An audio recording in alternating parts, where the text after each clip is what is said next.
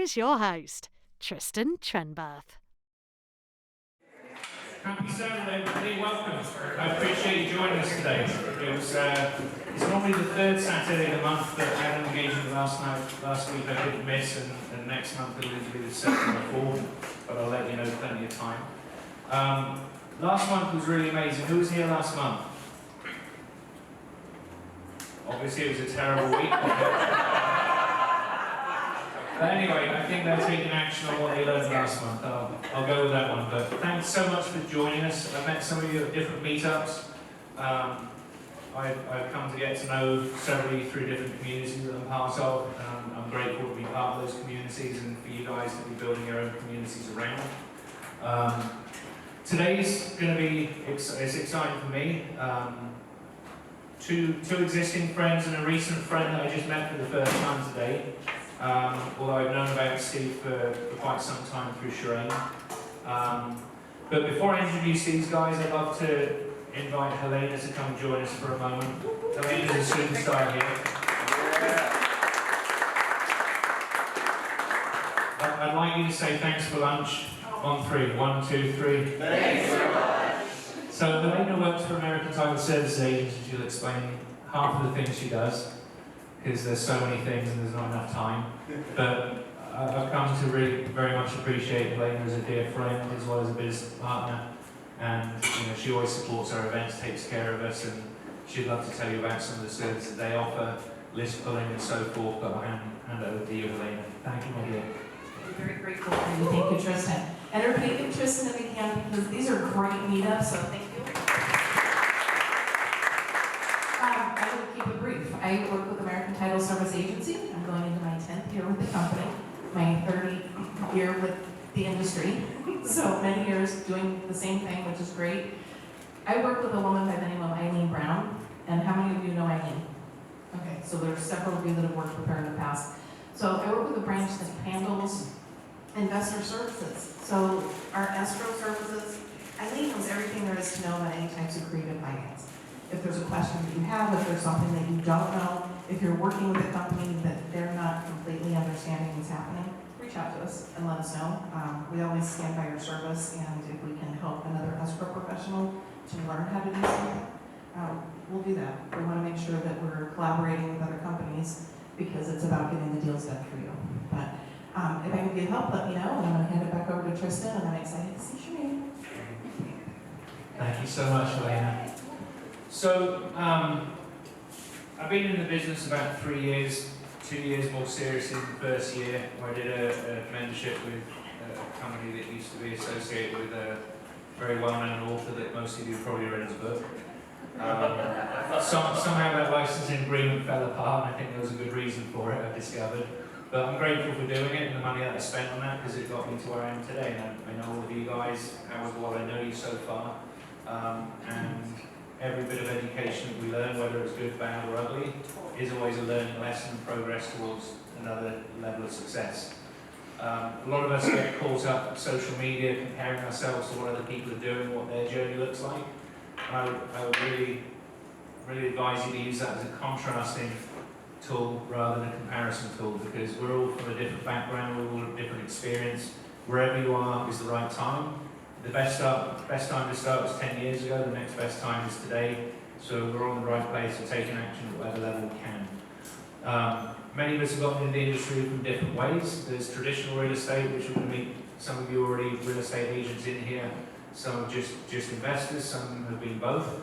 And this is all about collaboration over competition. The group was defined from that foundation, and today is an even greater level of need for that collaboration in the marketplace right now. I think I mentioned somebody earlier or last night that I feel that there was a bit of a rift between agents and investors, whether one felt better than the other and the other felt better than the other one. But we've got sellers at the same time. Some love realtors, some don't like realtors, so there's a place for all this in the marketplace. Also talked about the market on the way up.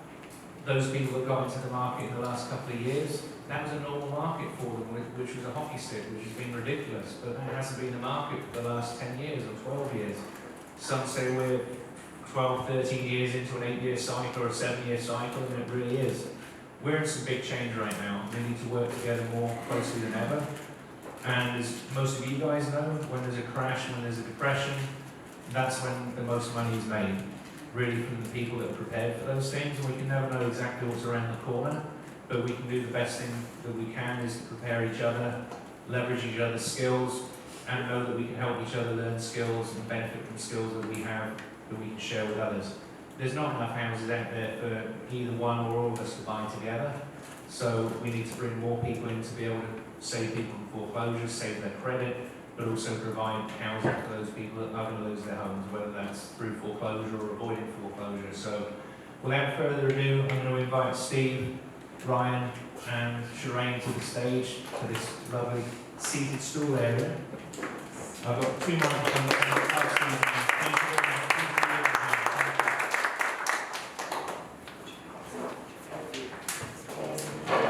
So, lovely.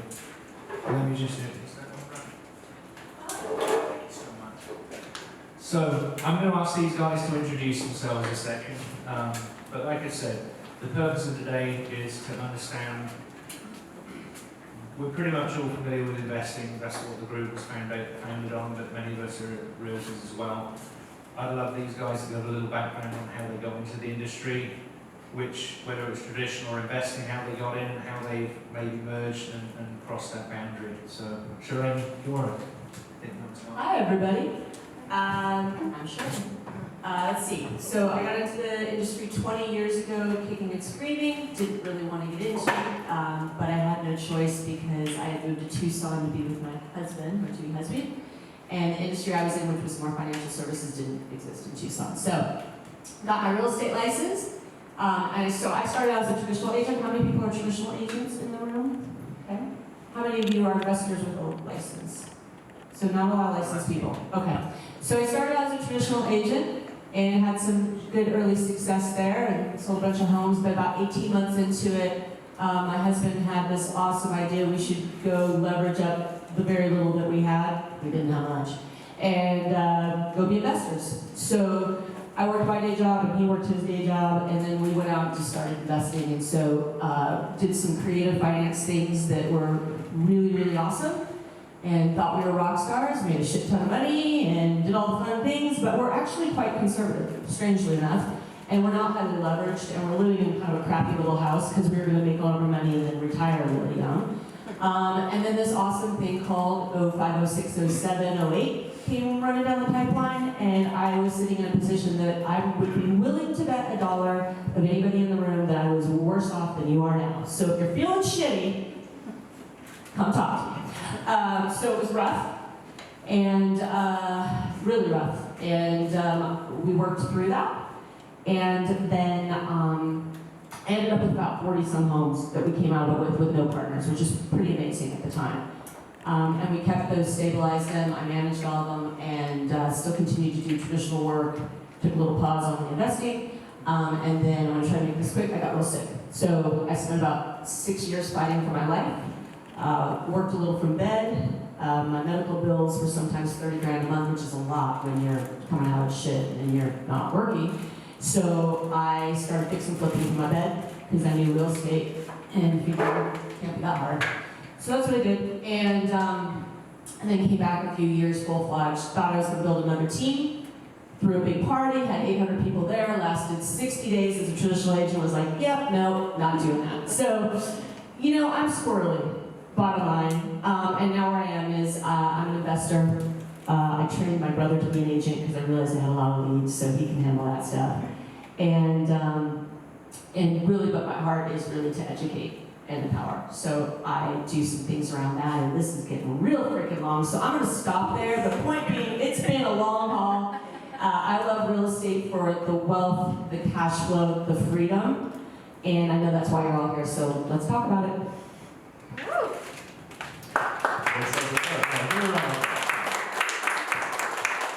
Alright, my name is Ryan Zolin. I am an agent and an investor. I started a program this April called Agent Investors, where I teach agents how to become investors how to work with agents.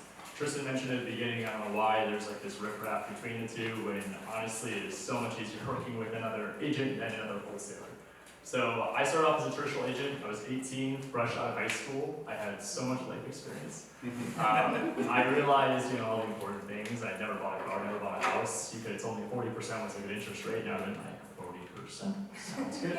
I failed the school test 7 times. Shout out to Randy Elfman. It's Justin. But then I became an agent. I started off as an inside sales agent on a team at Keller Williams. I was putting in 12 to 14-hour days cold calling. The lesson here that I learned was how to work a CRM, how to follow the leads, and more importantly, how to get over myself and get on the phone. I took that skill set very quickly after 4 months, closed a few deals, went to a guy and said, hey, I want to take 50% of my deal and give it to you. You're going to teach me how to be an agent. And then from there, I want nothing to do with your deals. So he had nothing to lose and everything to gain. That was a huge nugget. Hope you guys got that. I led with value. And then from there, we became business partners. I had a team of 19 people 22 people by 19 years old. I hated being a traditional agent. Just show of hands again, how many of us are agents? Okay.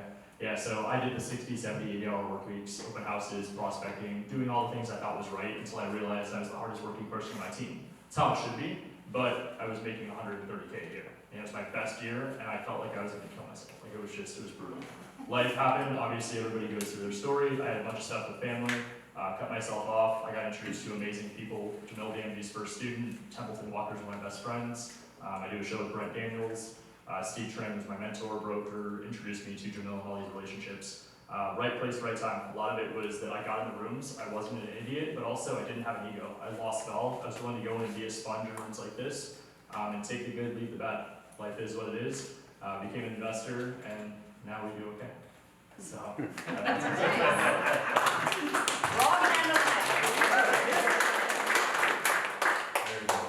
I'm Steve Valentine. I'm with Real Brokerage, so I'm a traditional agent, and I'm like Sharane. I just do nothing but chase squirrels all day because that's what life looks like. Because once you get into the investment space, everything is a squirrel, and everything is like, how do I work this? And a lot of days I end up in the corner with my thumb in my mouth going, how do I get this done? So my story background, I started off traditionally. I got my license when I was 20.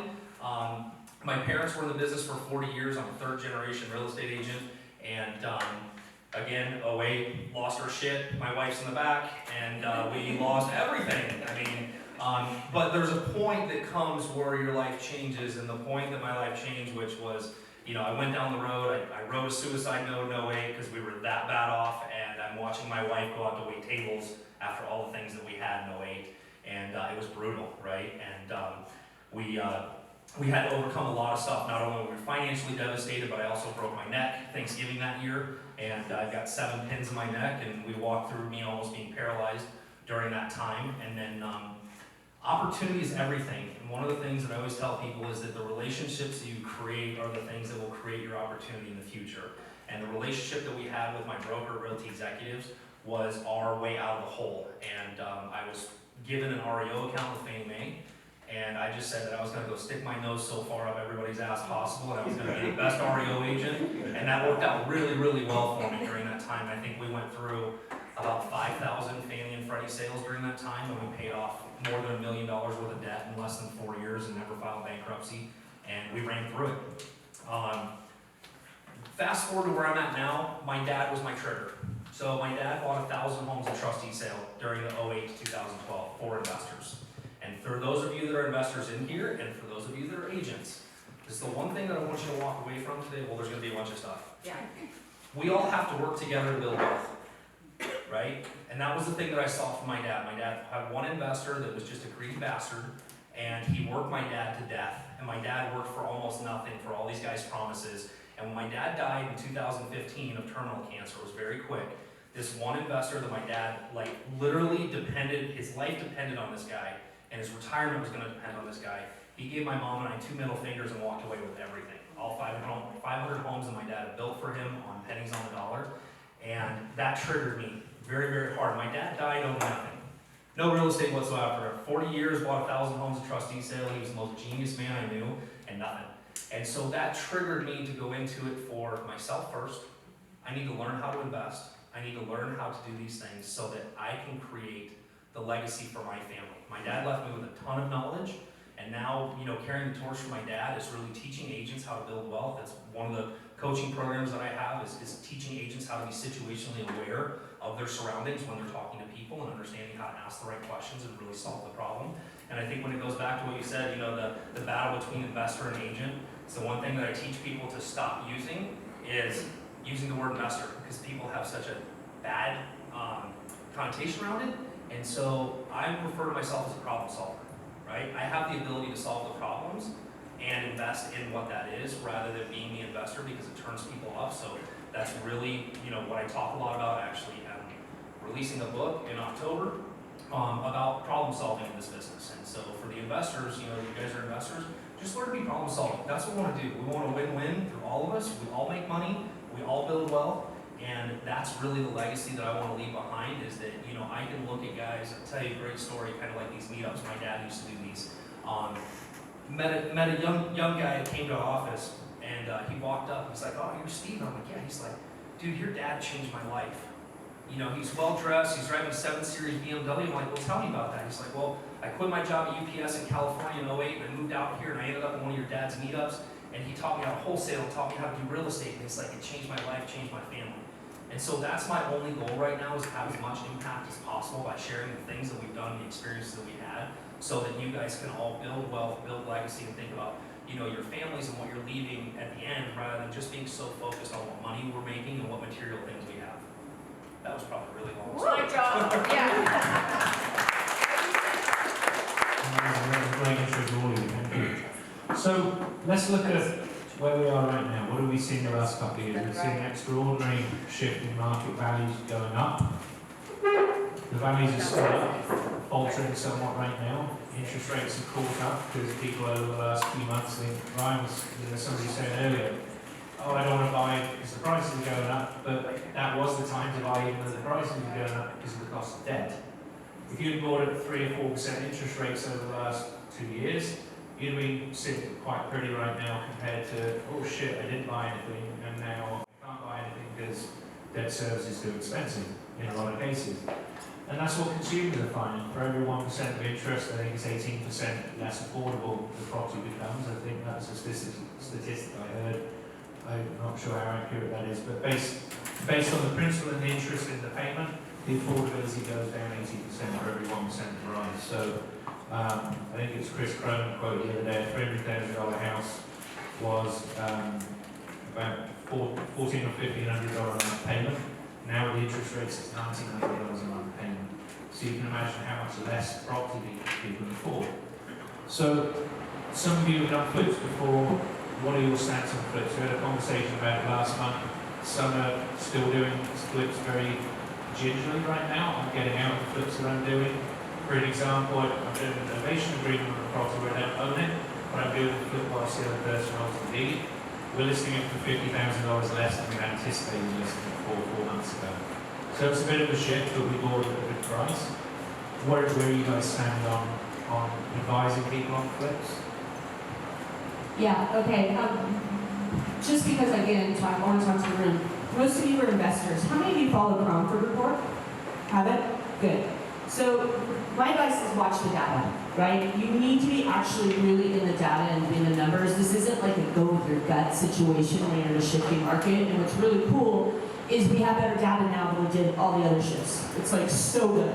So if you're not reading it every day, here's a practical tip, read it every day. Get the subscription, pony up, and be in the data. So what Tristan said is true, right? We've got a situation where we have interest rates, we know they're going to go up. Fed's told us that. We know, usually it's built in, right? Usually it's built into the mortgage rate before they announce, but when they announce we're going to do more, that signals there's going to be more interest rate raises for a while. So just be very freaking conservative when you're running your numbers. You've got to figure out, the burst strategy is not always awesome right now. So there's a million things I could talk about right now. I bought my last property to flip in February. I didn't like the data, I didn't like the numbers, I was starting to hear what was going, and I'm conservative. I was like, I'm out. I'm just gonna hang tight and see what happens here. I just bought 2 this week, so I'm back in. But I'm buying differently. So for me, if you're wanting to know what we're doing, I am buying things that are in a price point that still has high demand, so this is low price point. I am selling to a niche market that has a hard time buying, so I'm selling them on seller carries in neighborhoods that I know people want them and have cash, primarily Hispanic, and we're going to sell off the notes. That's next level stuff, but I found a niche where I felt this looks really good and the spreads are really good. That's what I'm comfortable with. So my advice to you is really know, if you're going to be flipping right now, you've got to know your area really freaking well. Perfect example. I live in an area where there's a lot of Paradise Valley downsizers in my neighborhood. And when the market was stable, I know the 2 stories don't sell as well as the single stories. And the prices get very skewed on the price per square foot. I also know who the consumer is. They're going to be 60 plus. They don't want the really cool, trendy shit that's happening right now. And I saw investors coming in over and over and over again, buying these things, running their numbers because they didn't know the neighborhood and they were finishing them wrong. And they would sit there. And they were losing their asses in a good market. So the moral of that story is, if you're going to flip right now, know where you're flipping like the back of your hand. Because there are areas, unless you're very experienced, Steve, Ryan, they can go flip all over the place because they've got a lot of experience. I can probably flip just about anywhere too if I really want to. I'm just being really conservative. But now, the nuances matter. Now you need to really know who the consumer is. Now you really need to know what the difference is if it has a pool or not, or a carport or not, a 2-story, 1-story. Is it in the school district? Is it out? You gotta really know. So just be very, very, very careful. I personally would be buying incredibly deep. Like, you need to be buying these houses at 40 or 50 cents on the dollar. And you can do that because I know a lot of you guys know our wholesaler stuff. But if you're gonna do it, buy really deep. Okay, I'm gonna be done because they're gonna say more, but I have like 27 things on flipping right now. Be careful. Long story short, we are not buying. It's gonna be wholesale only. Anything that is just carpet paint, maybe changing cabinets, but the days for us of moving walls and doing 250K remodels, I'm not touching that with a 10-foot pole.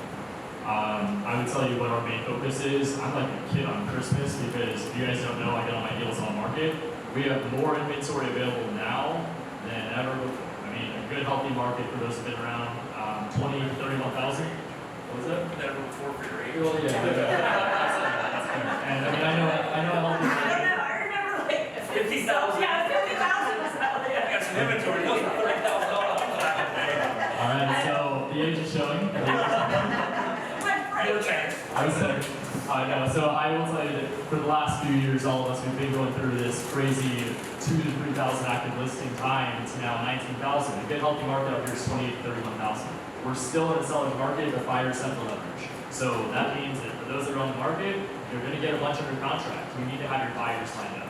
So that's what we're focusing on. We're being a little bit creative, doing some pre-construction deals where we're going in able to offer sub-2 seller finance on market.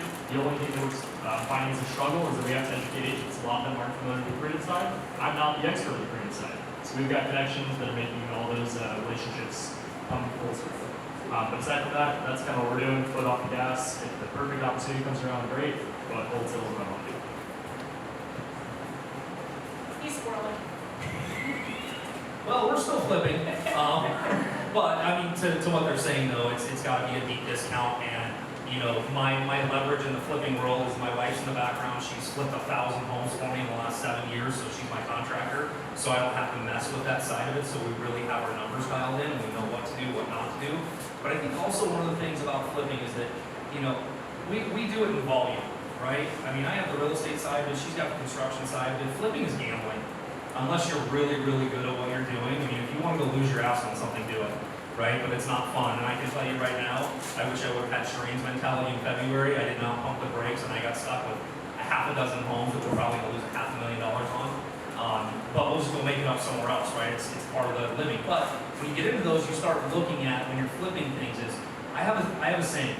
Say yes and figure it out later, right? If the deal is good, what does it do? Do I have an investor list that I can sell it to? Should I flip it and do a lease purchase on it? Should I not flip it and put a tenant in it?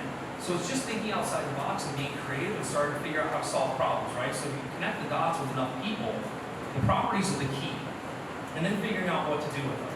You know, it's kind of like, I bought a house, which is kind of fun to do. I mean, we've done this a couple of times, and again, it's the creativity side that I really love. We talk a lot about it on my podcast, Thinking Outside the Box, is, you know, we bought a single wide manufacturer. We did a couple of these up in Monts Park, where I work on a second home market, where you got to look at things from 30,000 feet.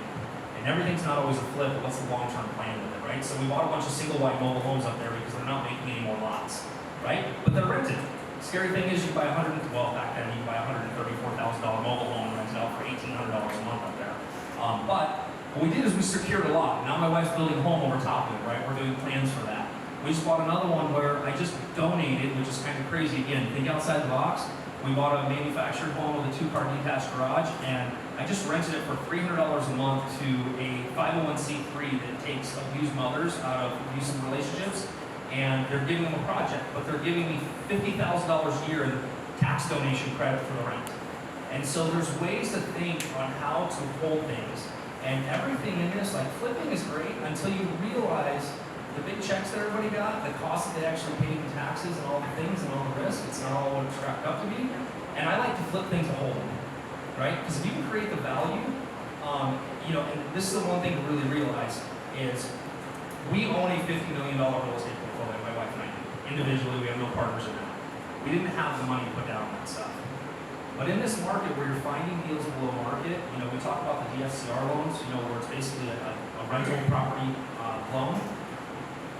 You can create enough value in a property right now, buying it at a deep enough discount to secure it with hard money, repair it, and then refinance it, have zero into it. And that's the way you create legacy. Wholesaling, no offense, wholesaling and flipping and doing all that stuff, it creates income. But the end goal is what are you going to keep? Because I can tell you right now, and I'm sure that you guys both probably have some regrets, I do as well, you know, some of the homes that we sold and flipped back in 15 for $100 grand, fuck. We made 10 grand. Somebody else got $300,000 in equity over the last 2 years, right? So our goal when we started was make sure that you're looking at what can I keep every now and again to create that legacy. I've done 12 flips in the last year, which is my first year flipping. I'm not going to be doing a load of flips unless I'm working with an experienced partner. I've worked with an experienced partner on 8 of my 12 flips. So I'm not doing anything on my own. It's not because I'm not a big boy, but I'm a big boy because I'm trying to work with somebody that is a big boy that's experienced in it, and that is what's going to mitigate the risk. I can bring funding, I can bring a deal, they can bring the experience and say, no, hold back. And I'm conservative too, I'm risk averse. I passed up probably a number of deals over the last 2 years that didn't make sense to how I underwrote them. I mean, I looked at one with Ryan the other day, that wasn't a deal for me, but it's a deal for somebody. Somebody will take that on. And again, like what Steve was saying, it depends what the exit is. If you're taking that on to hold it instead of selling it at a profit, that's probably a deal for that person. Where, you know, what I'm looking at right now, I'm buying out of Arizona because it's so high on here. We've got 2 different types of markets. We've got linear markets, which stay fairly stable price-wise. You don't make much, you know, appreciation over a 10-year period. And then you've got cyclical markets like Las Vegas, Arizona, some of the Texas and Florida markets. So be aware of the type of market you're investing in as well. Those are going to make huge decision factors in what you do. So thank you for those great bits of advice. Can I add one thing to that too? You guys, if you are flipping, something that got lost over the last several years was knowing what your exits are. So I'm just going to add that as another practical thing. If you are going to flip, you should always be saying, if I can't flip this, what are my other exits? If all of a sudden rates go to 9 and everybody get this 60, 90, 100 but like everybody freaks out again, because the consumers are emotional. Home buyers are emotional, so they react, right? So when you're running your flips, you should always run, what if I have to hold this? What if I need to, can I, like Steve said, can I sell as a lease option? Can I sell it, can I bump the price up a little, sell as a seller carry? Do I have private money that can wipe out that hard money? You know, start really thinking through those things so that if the shit does hit the fan in the middle of your flip, you go, okay, I know I have 2 or 3 other exits. What could those be? So I just want to add that. I want these guys to have some real good tools. Yeah, I really appreciate that. That's very well said. I mean, the novation in Scottsdale is not great cash flow, but we might be able to wrap it. Best case scenario might be in the hole for 20 grand for a few months until we get that back. But worst case, we can can wrap that and sell it was, it's obviously it's an innovation, so the mortgage is in place, so that's another option we have. Worst case, it won't be the best, but it will save our ass and it won't make a loss. Is there a question? No worries. So let's get back more to agents. So what do you see agents are not learning along the way through real estate school? I'm not going to say.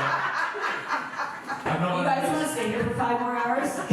So, not having done realtor training, I'm about to, because I don't want to be part of the rush that is just qualified as a realtor. It's all going to come. We're going to be agents and investors all together. Some will just be agents, but I think the time will come when investors need to be regulated in some way, whether that's joining the National Association or not. Something's coming, but I'd rather be prepared for it than not. What am I going to learn from going to realtor school, and what won't I learn at realtor school that I've learned as being an investor? I've got guess so that's many. quite cool. I've got so many. I just passed the mic. This is my pet peeve. This is why I'm like, I'll let him take the air out of it for me. It's funny because my youngest son, Chase, just came to work for me this week. He's 17 and started to go through the process. And I told him, I said, the only thing I remember from real estate school is how many square feet in an acre, which is 43,560. Other than that, I learned shit, right? So do I not need to go to realtor school? I know that. I mean, it's the basics, right? You're never. You said one of the most profound things for those of you guys that are thinking about getting into the business is like, if you're willing to go give up a piece of what you can earn to somebody to teach you, that is where most agents fail in this. Like, oh, splits. Like, that is the worst word I've ever heard, because people don't look at what am I getting trained, how am I learning to do things, and that is the big thing. If you're experienced in the business or not, if you're an investor, you go get your real estate license, you're not going to learn a lot. But I can tell you where you do learn a lot. Go join a team for a year. Go get some experience in the market. I honestly, hats off to any of you guys that don't have a real estate license that are investors, because I don't know how you do your research and how you know things. Because I can pinpoint an address, a house, and because the knowledge that I've had from the market, from being in it, and I think that's one of the blessings that I've had being a real estate agent and doing traditional, is because I'm hearing from the consumer. I'm in front of more consumers, and I'm able to solve more problems by having the investment mindset. So real estate school is like, I'm not a fan of it, but we got to do it. It's awesome. My wife and I play a game every 2 years. We have to do our renewal hours, so next time it's her turn. My turn. But we literally set up 2 laptops, and you just time it out, and you just click things, right? There's zero education. Camera. Yeah, right. I don't care. All right, so real estate school, coming from the guy that's fresh out of high school that still couldn't pass. Yeah, you don't learn anything, man. It's all about you can get sued here, you can lose everything here, you can screw up someone's life by doing this, and then you're honestly terrified to go take a test. What you learn in real estate school, as soon as you're done, take it, throw it away, don't worry about the rest. From there, I think Steve hit it right on the head, and you gotta join a team. That's what I recommend anybody does. I would agree that most people get into real estate for freedom and flexibility, right? This financial freedom word we all talk about. Okay. So it doesn't on the agency side specific. So what I found on the investor side is that you have this life by design. There's a million different ways you can skin a cat. We all are up here talking about agents and investors together, but all 3 of us have very different models. I want you guys to know, life by design, I went from working 70 to 80 hours a week to now I work 20 to 30. And it's really focused 20 to 30. But I can also tell you the game I'm playing, I have a long game here that I'm 24 years old. I've got another 20 years, 30 years before I'm considered to be the average agent in the state of Arizona. It's 55. We're not there yet. It's 55. I've got 31 years till I'm average. So I want you guys to know, play the long game too. It's ironic coming from the 24-year-old, but just know, agency-wide, I didn't have that. So don't go in just to be an agent. If you are just an agent, learn how to be an investor. The minute I started adding those tools to the tool belt, I will tell you this is the last piece here. The agency side, everyone that's an agent, you're used to 30-day closes, financing contingencies, inspection periods, appraisals. I hope my client doesn't buy a car in the middle of the transaction. You have all these things that can go wrong. On top of the fact that I didn't even mention, you have to hope your friends and family use you.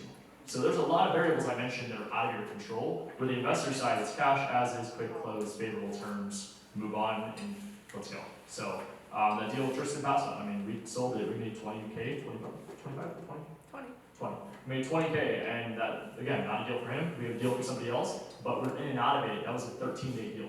So just understand that there's ways to do this, build wealth.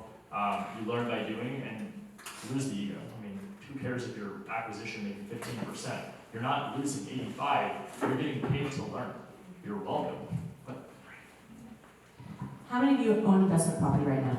Buy and hold, not flips. Okay, so you're early in your portfolio. So I have a group called the Investors for the ladies in the room, and we talk about wealth building because really the ultimate aim of this real estate thing is to look up one day and you got a bunch of assets just kicking off cash and you've got a bunch of equity. That's the win, right?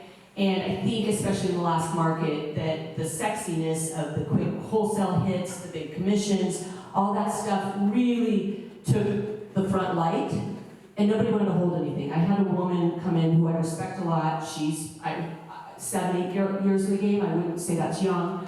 And she does really well. She's a pixie flipper. And somebody in the room asked her, how many properties do you hold? She goes, we don't really do that. Now, Steve and I will address this. It wasn't my place to say something, and I would never say it there. But the real game is to collect the assets. So don't lose sight of that. One of the powerful things about being an agent, for those of you that are agents, for those of you that are thinking about getting licensed, also being an agent, is you get to work Steve's model. The model that I wish I could work, but I don't have the patience for it. But if you do, or you have the team for it, hello. What happens is, when you're an agent, or you hold a license, and somebody calls you as an agent, you have trust. You're sitting in their living room because they have asked you to come there, right? So, or you were referred to go there. So maybe they don't quite trust you, but somebody else trusted you. So when you're sitting in that room and they've got a problem or a situation, or they don't know what to do, or they don't have a problem, they own assets free and clear. Hello, I think you're one of my private lenders, or I'm gonna buy your house, I'm a seller carry. But when you're sitting in their living room, you have that trust.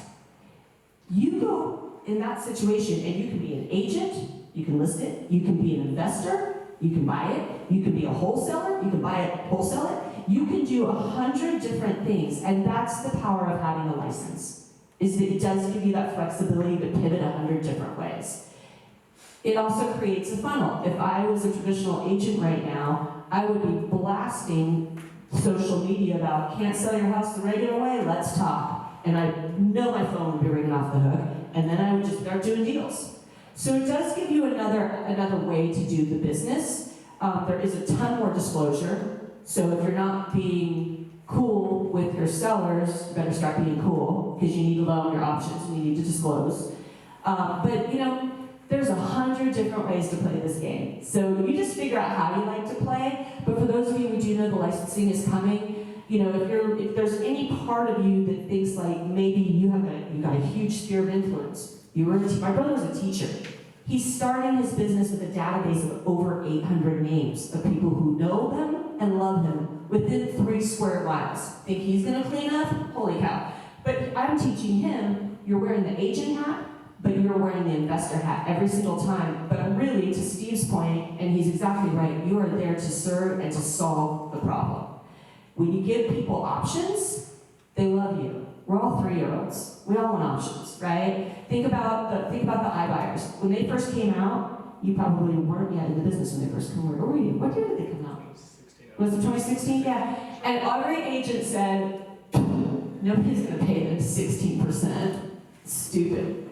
Well, guess they were wrong. People wanted ease and convenience and certainty. So when you walk in, again, I know a lot of you are thinking about getting licensed, and somebody goes, hey, I know you're licensed, but I'm really an investor, can you talk to me? Give them all their options, and then you win no matter what happens. For investors, what's the hardest thing to do? Get into the lounge.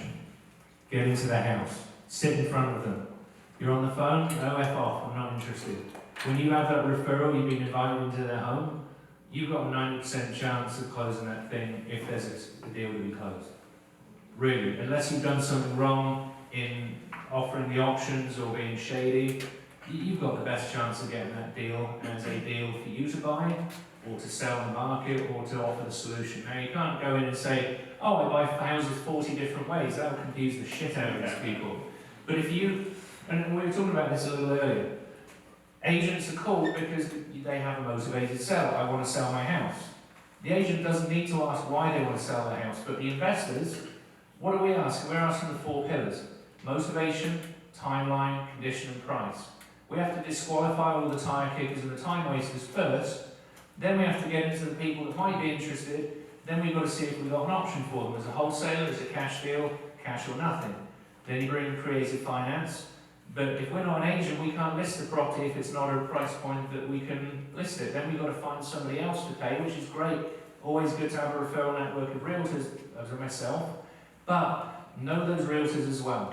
You need to understand, like last week, I think it was Zach was saying, get to know what their passions are, get to know who they are, what they do, but also more importantly, I wouldn't call Sharane for a house down in Apache Junction that was a double-wide mobile home. I want to now, because I'm doing some new stuff.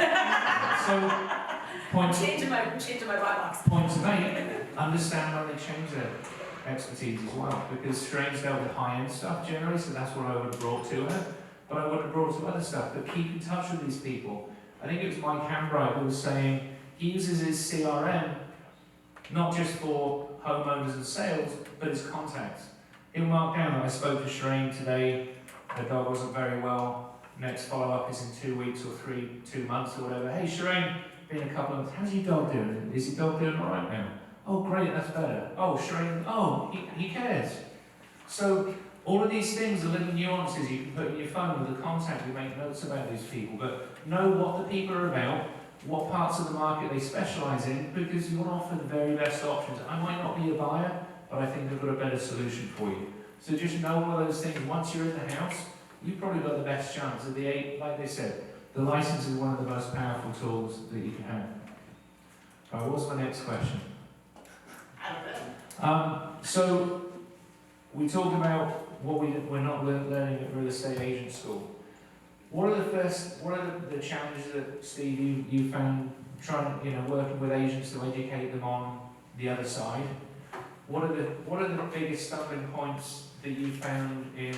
We're not trying to push a rock uphill, but at least if they're open to understanding a bit of something different, what is the thing that attracts them to coming to you to learn about how an agent becomes an investor? Well, it's realizing first mindset, right? It's a word that is tattooed on my whole family. It's the word limitless, right? And I learned that mindset change from my dad. I believe that he limited everything because there was no, let's get outside the box and how do we solve for this. So that's what we all live by right now. My kids have it tattooed on themselves. My wife and I do, and it's just a word that we live by. And the agents, it's interesting because 90% of my students right now have been in the market less than 10 years. So all they've seen is up, and all they've seen is low interest rates, and nobody knows what to do right now, right? And so right now is the greatest time to figure out how to problem solve for people. So what happens is I have this funny slide deck presentation where, well, a real estate agent typically, when a seller calls, they want to sell their house, and when they walk in the door, it's a dog humping somebody's leg, right? And that's just where it starts because, well, they want to sell their house, but they don't ask any other questions. Why do you want to sell your house? Have you thought about keeping it as a rental? Have you thought about doing a HELOC? Have you thought about what your future is? So we start guiding them into thinking about 10 years from now, not right now. And for some agents, it's really hard to bypass that commission and go, well, I'm going to give this up. But if I told you, well, if you can guide them to understanding the investment side and they buy 7 homes over the next 10 years when they would have only moved once, you just increase your business. And now you're connecting the dots with the deals that you're finding from people like Ryan and Sharane. And so, the agents, the misunderstanding is that everything you're worth, your value is only 2 to 3%. That's all the value you have when you're selling real estate. And the other thing too is just that we're so taught in the business that everything revolves around transaction and GCIs.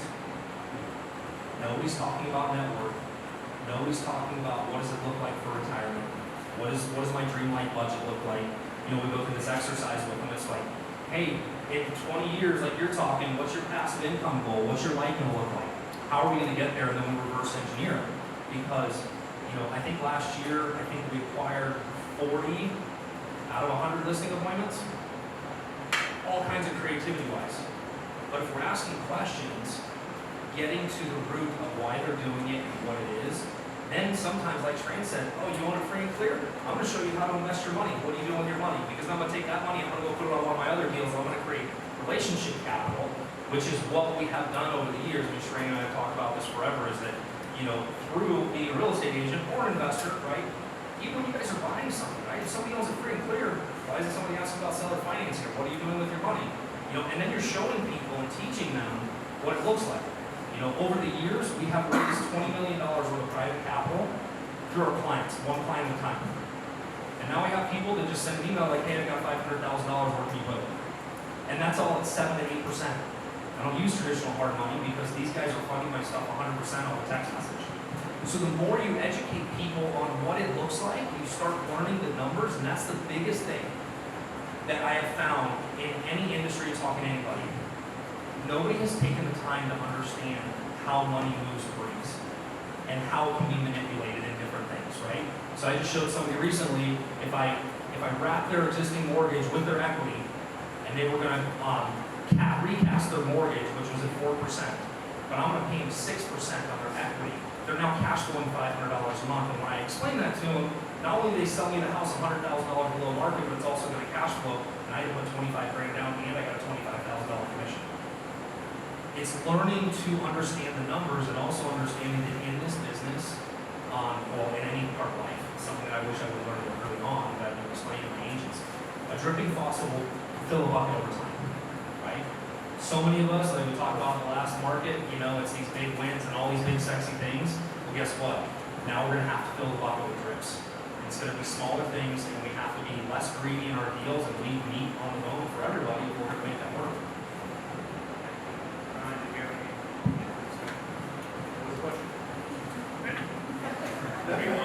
What agents don't know? What are the stumbling blocks to help agents get into the investment game? So, the thing that got me to the investment side was not just getting burned out of being an agent. I was poor. Can you imagine, like, dude showing up with a snapback and sometimes a polo and opening doors, you know, they're on half their age. Like, it was just, I was not a traditional agent. What I will tell you that I was able to realize, this is the analogy I use, and I shared it with a couple people before this, but the hardest part of being an agent is to find that client. The hardest part of being an investor is to find the deal. So you have to be able to break that down and tell them that you become the client, you become the buyer, you become the seller. A lot of it, I think Steve had read about it, it's a mindset shift. A lot of times, because of what they're taught in real estate school, people are told and follow the line. You stay inside your bubble, and this is what you do. You can help people by being a buyer's agent or a seller's agent. They don't get into the nitty-gritty. I will tell you, I don't know if you guys realize this, but in high school, financial literacy is not taught anywhere. So I got into this again super young, where I was able to realize very quickly no one had any answers. So I tried to find people that were doing deals, and I was like, hey, you're closing deals. What are you doing? You're closing deals. What are you doing? You're closing deals. I don't think that people are so scared to ask for help as much as they are just to not sound stupid. So I think you guys need to understand that, and don't be afraid to ask questions. Like right here, I'm obviously the least experienced out of these two. You'd be all crazy not to be asking questions all whatever day, all we got today. So, words, thank you. That was it. That's all I got. That's awesome. I think since it's mostly investors in the room, I'm going to spin the question the other way, like how you're working with the agents and what they don't understand. And I think, so I always use this analogy that, you know, real estate's a huge game. It's really interesting. My husband was a home builder where I met him. And so a lot of his buddies and contacts are home builders. He lives in the development side. They have no idea that rooms like this exist. You guys probably have no idea who the guys are that are billionaires in town doing land development deals. There's no buyers. They're not in this room mostly. There's agents. So like my analogy is when you go into surgery in a hospital, I want a surgeon, I want an anesthesiologist, I want some people scrubbing people down. It all works together and it creates this amazing ecosystem of real estate, right? And we all just kind of do our things. Some of us play around in different lanes, but for the most part, we're kind of in our spots, right? When you as investors are talking to agents, as you should be, just like Ryan said, there's so many deals out there right now, and that's start matchmaking. You've got to remember, they're really good at what they do. They might have been an agent for 20, 30, 40 years, and they might be freaking awesome at it, but when you come out and go, what's the ARV? Blah, blah, blah, blah. They may have never actually heard that term. They don't speak that language. ARV is not what agents call fair market value. They speak a different language. When you say, you know, I'm going to sign it, they have never heard of an assignment. Agents don't do assignments. It doesn't mean they're stupid. And that's the thing that really bothers me a lot of times, how agents are approached by investors that really don't know any better. they forget they're playing a different game. So if you're going to start working with agents, be nice, be patient. Realize they might say some things to you that you don't freaking understand. I was in a meeting yesterday with a very seasoned investor who does a lot of stuff, and we're working on some stuff. There's an agent component. He had no idea the red tape that agents have to jump through with their brokers, and why certain things weren't going to work with what he wanted to do, and what people on his team were not allowed to do. They can't just throw something on Facebook. It has to go in the MLS. Why? There's clear cooperation laws. He didn't understand their world either. So I would just say, for the investors, how to speak to the agents and how to work more is be patient, be willing to learn what they have to tell you, because their hands are tied sometimes in ways that yours aren't. And they're not always going to speak the same language, but if you realize that you're trying to get to the same place and you reach it, I think Ryan does a really good job of how he approaches the agents that he's dealing with as he's wearing the investor hat. You have to become friends and solve the freaking problem. So that's what I would say. That's the biggest thing. Can I add one thing to that? Yeah. I think for those of you that are investors and, to Sharane's point, it's very interesting when a transaction goes sideways or something, you want to blame the agent.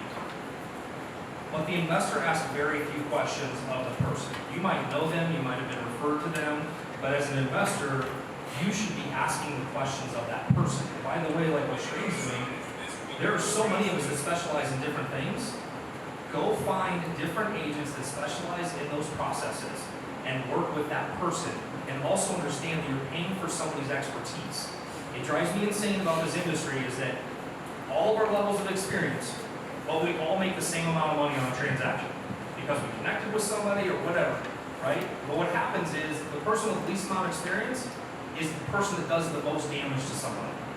But it's always on the agent rather than the consumer for not asking the questions. Yeah, you just use your sister who just took 90 hours of nothing, and you let her go represent you on the most expensive purchase possible, right? I love what my good friend, he passed away years ago, he said this. In a room full of people, he was a big, bald, ogre, no offense, baldy, but he was awesome. He was like Mr. Clean, he was always grumpy, he was a veteran, his name was Cecil Daniels. But he walked into a buyer broker room, and he was doing a seminar on it, and he looked at everybody, he says, hey, he said, so you realize in the state of Arizona, it takes 3,000 hours to cut your hair, trim your nails, and all that shit will grow back. You dumb shits in here just took 90 hours of class, and you can go screw up somebody's life forever.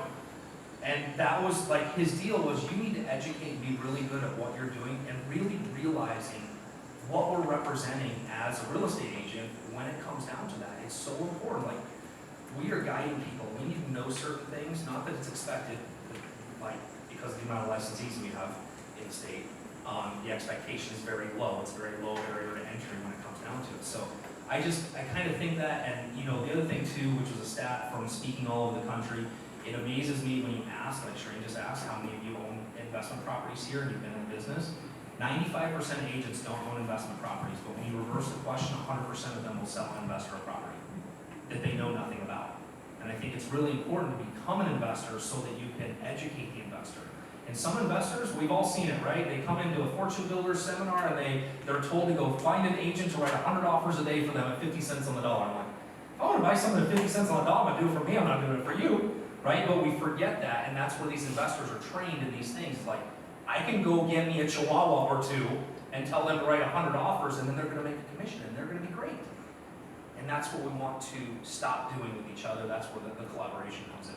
Do we have any questions so far? I want to kind of stop, have a break a second, just see if you've got any questions from what we've covered so far, because this is a really interesting topic. I'm loving this. I'm soaking it up. But do you guys have any questions so far as agents or investors? We got this guy over here who's calling 50 agents a day, having some great experience.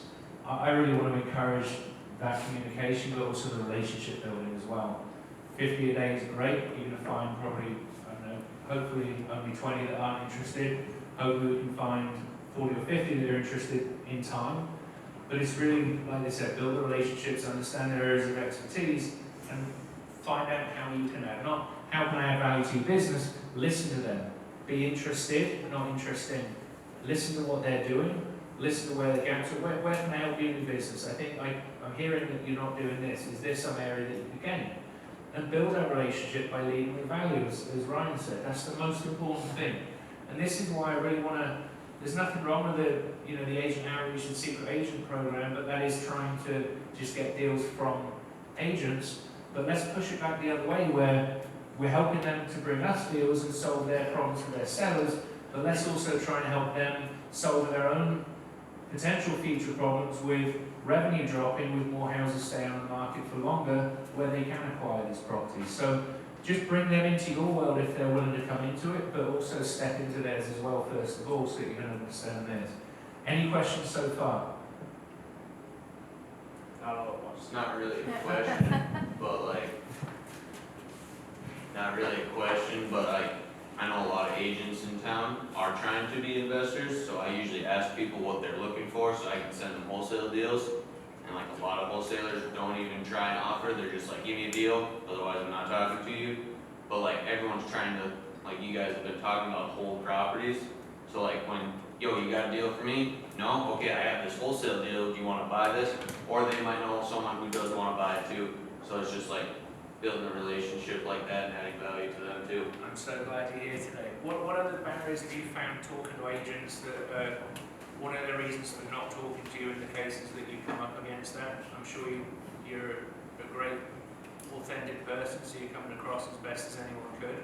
Where are the challenges you find when interacting with agents and making that outreach? He's smiling, he doesn't have this problem. I know, I guess it's not happening anymore, but 6 months ago, anytime, I'd be hey, you got any off-market deals? They're just no, I'm listing everything. But now they're coming back to me and they're just hey, I have this listing that I can't sell. What price do you need it at? All right, here we go. So do you see the long-term follow-up involved? He's gone regardless of knowing there's probably nothing, but he's built those relationships and now those people are calling us 6 months, 12 months of hard work. These guys are so hard working. I'm really privileged to know these guys. They're really inspiring to me. I told you that last week, dude, so thank you so much for being a hard worker. So, Sharane, tell us about your Agent 911 and your investor. 2 different topics. Maybe we cover what you do with your Agent 911 first, because that's really something I don't know enough about. Sure. So it's really interesting. I started that when the market was still really good, knowing it would probably not do real well, which was exactly right. Agents didn't feel like they needed help, but now they do. We're all just problem solvers. We're all doing the same thing. I think Agent 911 is for, you guys are investors in the room, so I won't talk too long to that, but it's really just for agents to have a resource to reach out and I got on to. And one of the things I will say is that if you are not versed in creative finance, you should get versed. And the reason for that is obviously the seller carry things we talked about, that's great. But right now we've got this interesting spread coming up. And we weren't sure if we were going to get there or not, but now with rates going where they're going, this is another tactic that all of you should know, and especially when you're reaching out to your agents, is, now there's mortgages out there at 2.5%, 3%, and we're headed into, for investors, 9%, if you're doing regular long-term hold stuff. So there's a nice spread in there that can be played with for wraps, sub-twos, all those kinds of things. Sub-twos just mirror wrap, but there's enough room in there to make everybody happy now and create a win. So I'll just plant that seed. If you don't know what I'm talking about, Google it. But if you do and you don't feel real comfortable, I'd start sharpening those skills. And beyond that, Helena, her office, I'll plug her right now. You don't actually always have to know exactly how to do it.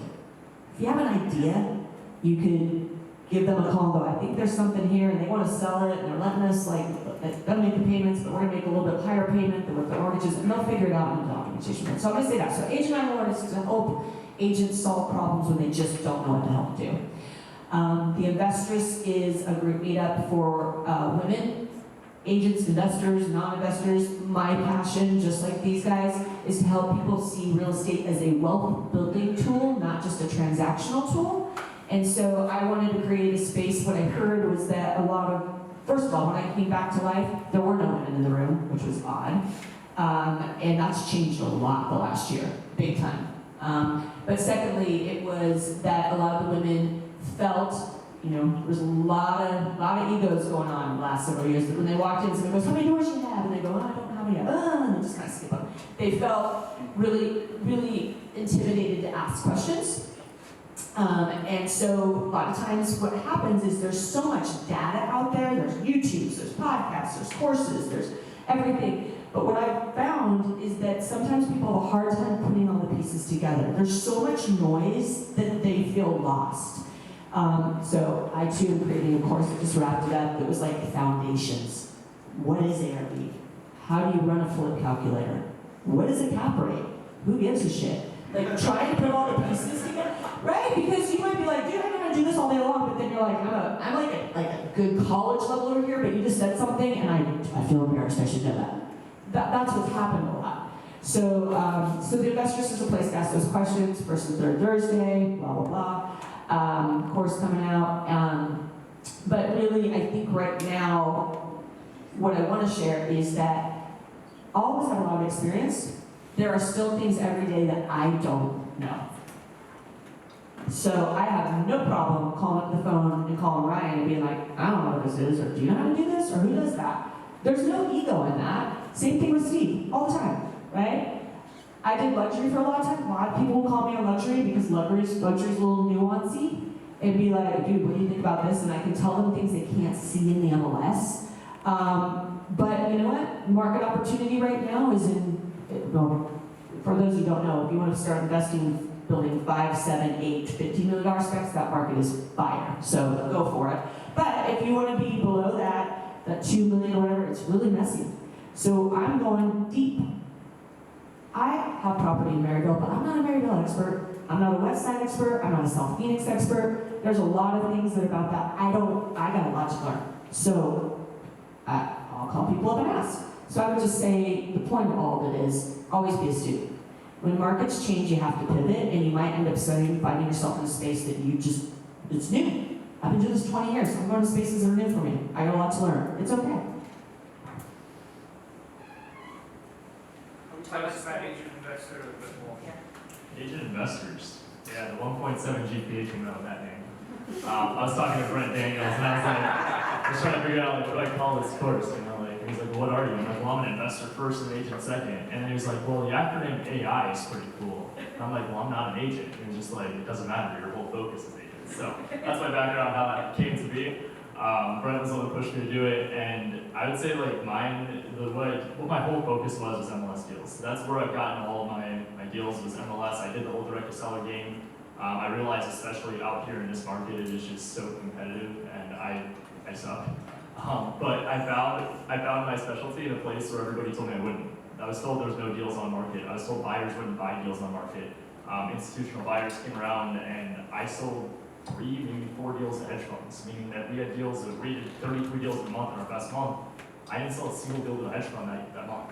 Like, we just found the craft and we made it ours. So I teach people how to find deals on market. Remember what I tell you, the hardest part being an investor finding a deal? I at least knew they wanted to sell when it was on market.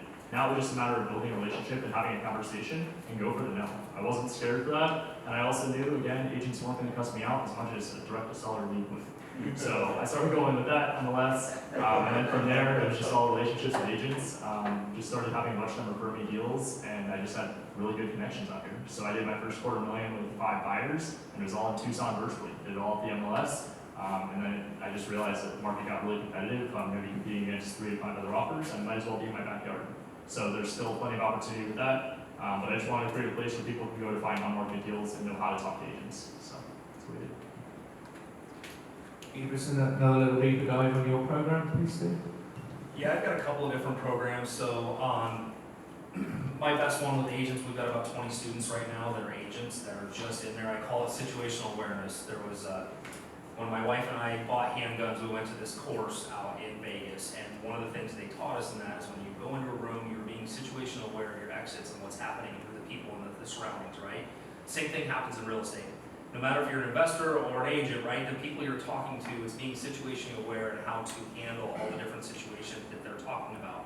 And so teaching the agents and giving them a place every Tuesday to come in and go, I'm talking to the seller, this is what this looks like, I don't know how to do it. And then We go through, we do it, and what's great about it is that everybody's bringing different situations to the call. So I teach a little bit, then we go through things, people bring things up, and we walk through what are the exit strategies, what scares you. And a lot of my students are like, well, I don't know how to talk to you. I mean, I had one student in February, he's been in the business a year, good kid, lots of questions, and he's like, my wife talked to this probate attorney, and I don't know how to talk to the seller. And so I get on the phone, we do a Zoom call, like, just connect me with the seller, get on the Zoom call, and we'll walk through. We walked through, we got the deal done, he made 50 grand in 7 days, because I was able to put the deal together for him. We made a couple $100,000 on that deal afterwards. But it was a way for him to get through that. So that's that. And then one of the things I started doing, which was awesome, is when investors do call and they want to invest, they don't always know why they want to invest. They talk to a neighbor, they talk to somebody at the bar, they're like, yeah, this seems like a good idea, let's just go buy properties. They have no idea what they want or how they want to do it. So we do private strategy sessions. I do a 4-week strategy session where I walk through investors and get them to understand like what the life they're creating, that this just isn't buying real estate, like there's a purpose behind it. What's the legacy you want to leave behind? What are the things you're building for your kids, right? That was always, our passion was, how do we build the greatest life for my family when we're gone? The biblical sense is, a wise man leaves an inheritance to his kids, right? And that's the thing. My dad left me an inheritance of knowledge, and now I want people to understand that because I've done, or what we've done over the years, we have learned how to do it, and now I get to teach people how to do it. And then I get to change their lives, right? I love, we've got a great friend, David and Taylor, that, we were playing dominoes one night, and I'm like, you guys need to buy a house, like this is stupid, and 48 hours later, we got them into a house. But I also told them, we're not buying a house as a house, or we're not buying a home, you're not gonna nest here, right? I'm gonna come back in a year, we're gonna move you again, and we're gonna keep doing this. And they've got 2 very small kids, they just had another kid, but we've helped them create $300,000 worth of net worth over the last couple of years by being able to do that. That's where the passion and the legacy comes in, because once you get to do it, you get to help other people do it. Thank you. A friend of mine, Brian, his daughter is about 13 now, and just after the crash last time, he bought a house in Maricopa, 15-year mortgage, that's going to be paid off by the time she's 18. He bought a house when the market was super low. He's had renters in there, they've been paying the mortgage down. She's going to have a house. She can choose to sell, she can rent it, she can get all option. Huh? Selling's not an option. Selling's It isn't, but there's options there. And by buying smartly at the right time, he's now created a legacy for his daughter to pay for college or travel, whatever it is. And I've been explaining to my kids, you want to travel?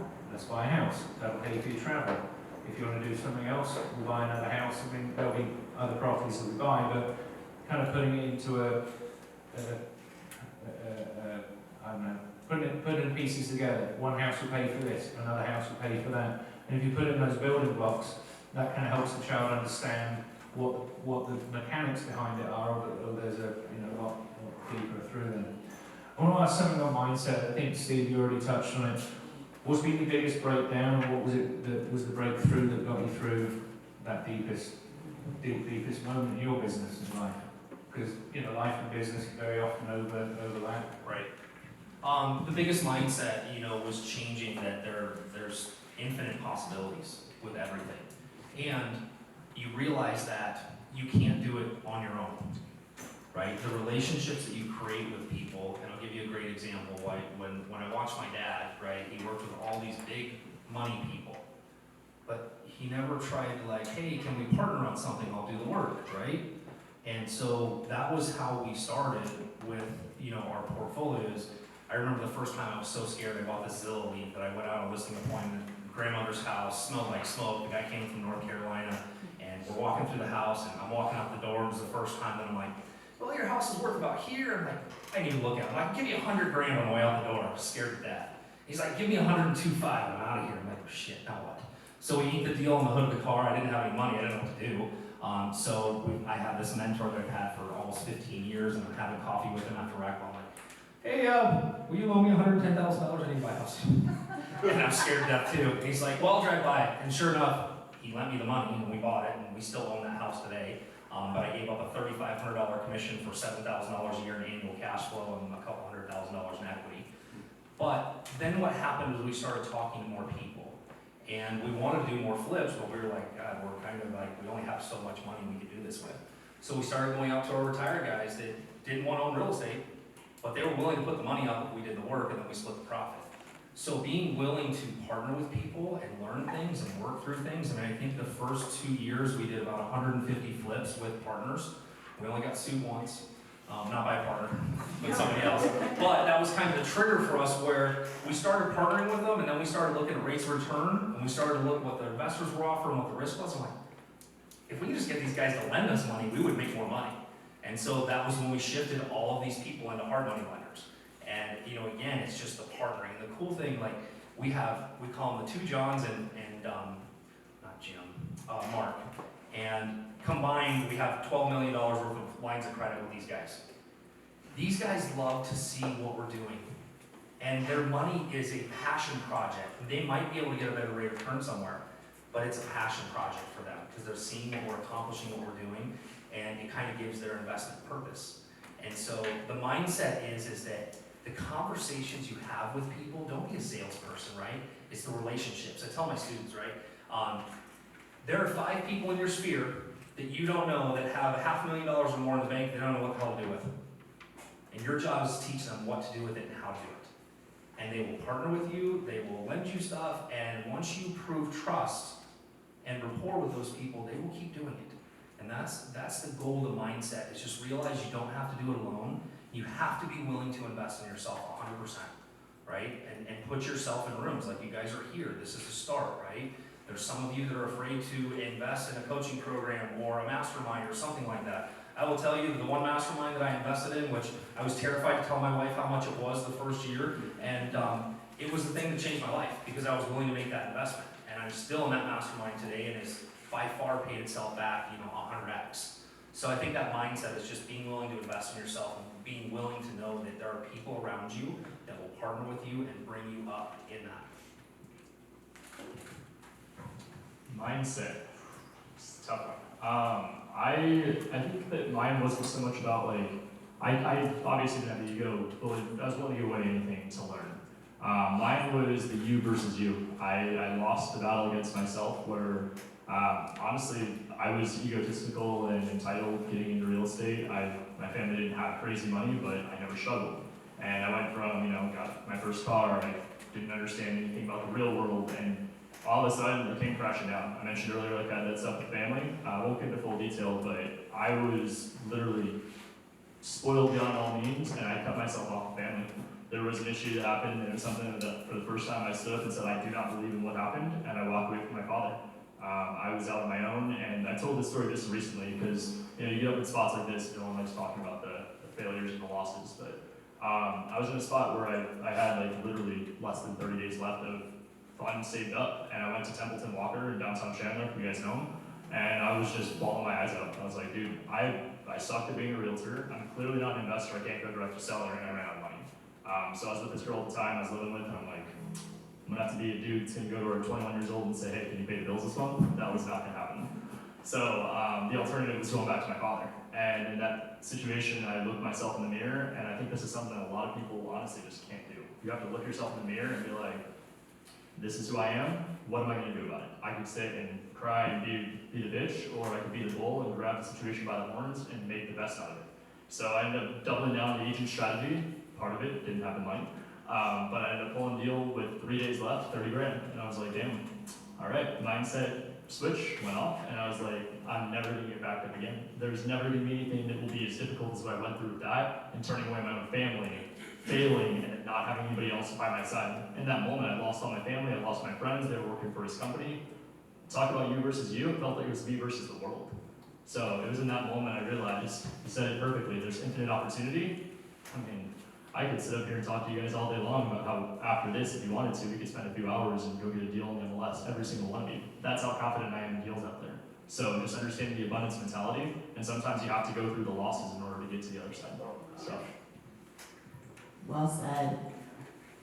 Ditto to both what they said. I've got three things. One is I always say we always go further together. So that's what Steve's saying. It's all relationships. So if you've got money in the room but you don't have deals, there's somebody else here that you should partner up with. If you've got deals but you don't have money, you don't have knowledge, everything you need is in the room. I know we always say that, but it is so true, you guys, even in this market.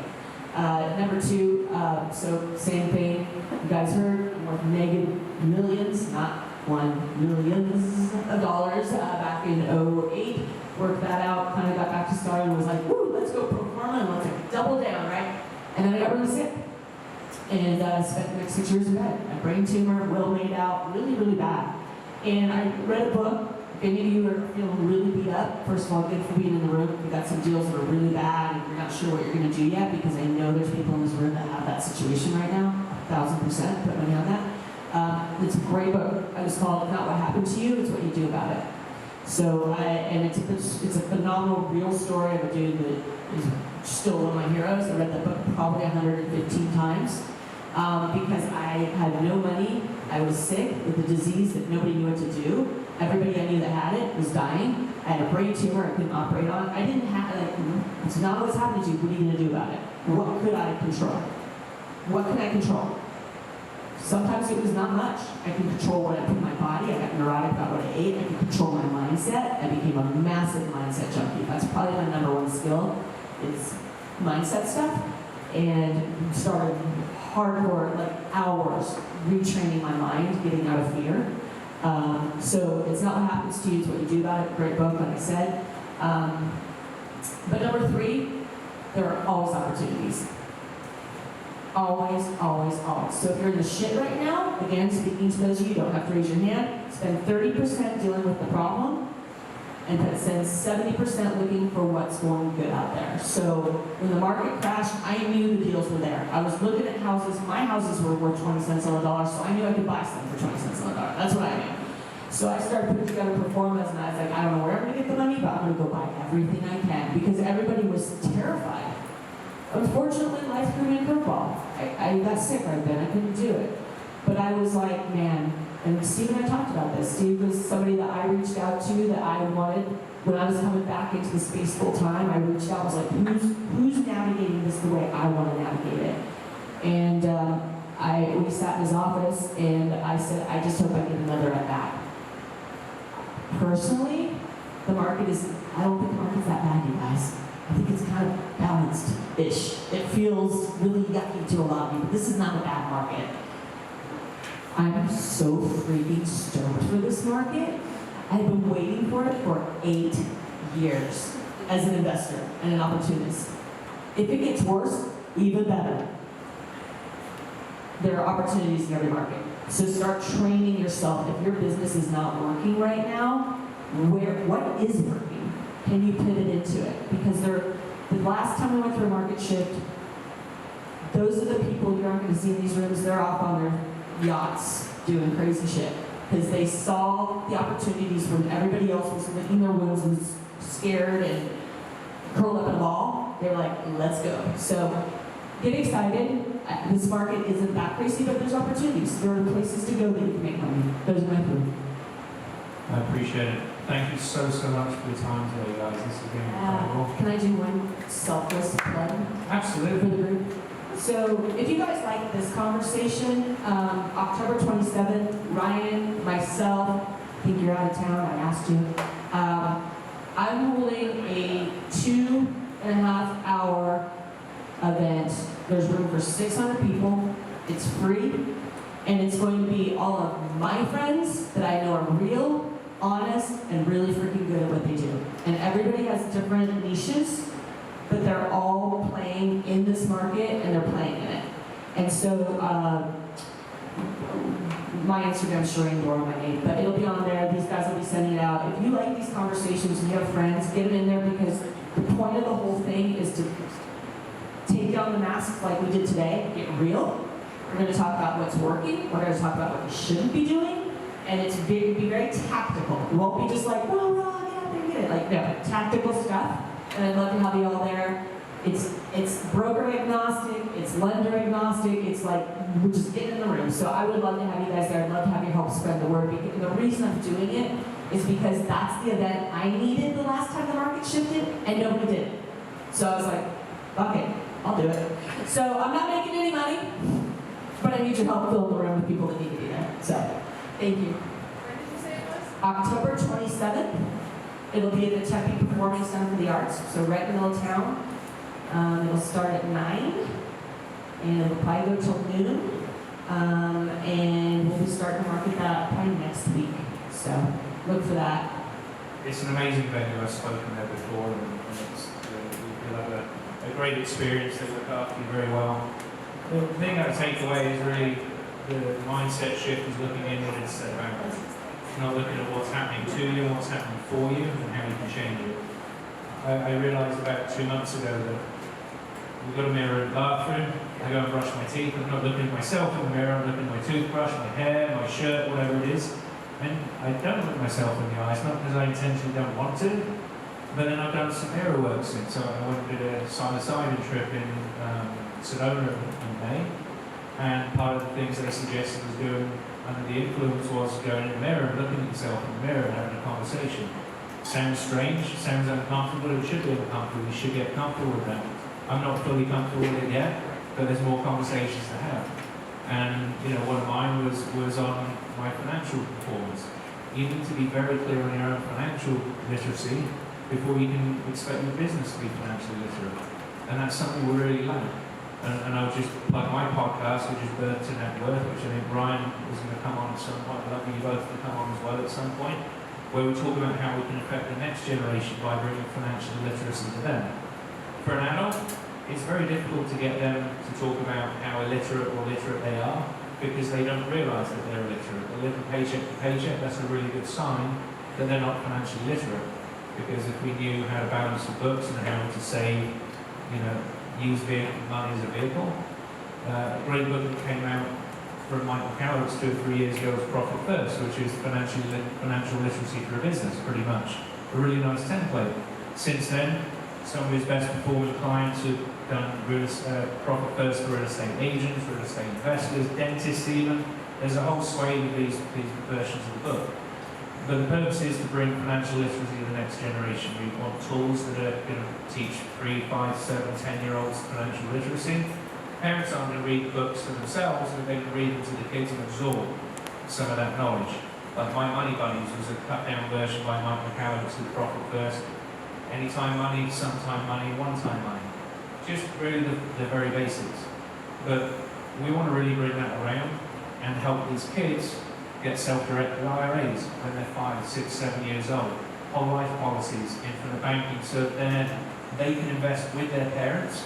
So instead of building that 10 portfolio house, 10 house portfolio for them and give it to them when you die, like Steve said, how can we enjoy that money now? How can we create the relay race where we bring the child up to speed on what we're doing, how it works? By that time, they're also helping shovel fuel on the fire, building that portfolio along the way. They understand how it works. They'll have a much better life. And what are they going to teach their kids when they're 8, 9, 10 years old? Oh, my dad talked about money. Oh, better teach my kids about money. We'll just change generationally what happens. So listen to Birth to Net Worth. It's on Apple Podcasts, YouTube. We'll have these guys on over the next few months, hopefully sooner. But are there any questions from today? Is there something you don't know? There's something that other people don't know in the room. So let me come over to the microphone. Thank you. So Tristan just mentioned Profit First. You guys subscribers? Yeah, and who do you guys bank with? I'm trying to set it up right now. There's no good bank out there. No. They all suck. So I wouldn't call mine Profit First, but it's a Profit First idea. It's ish. You know what? I have my stuff at Bank of America, which. You go on.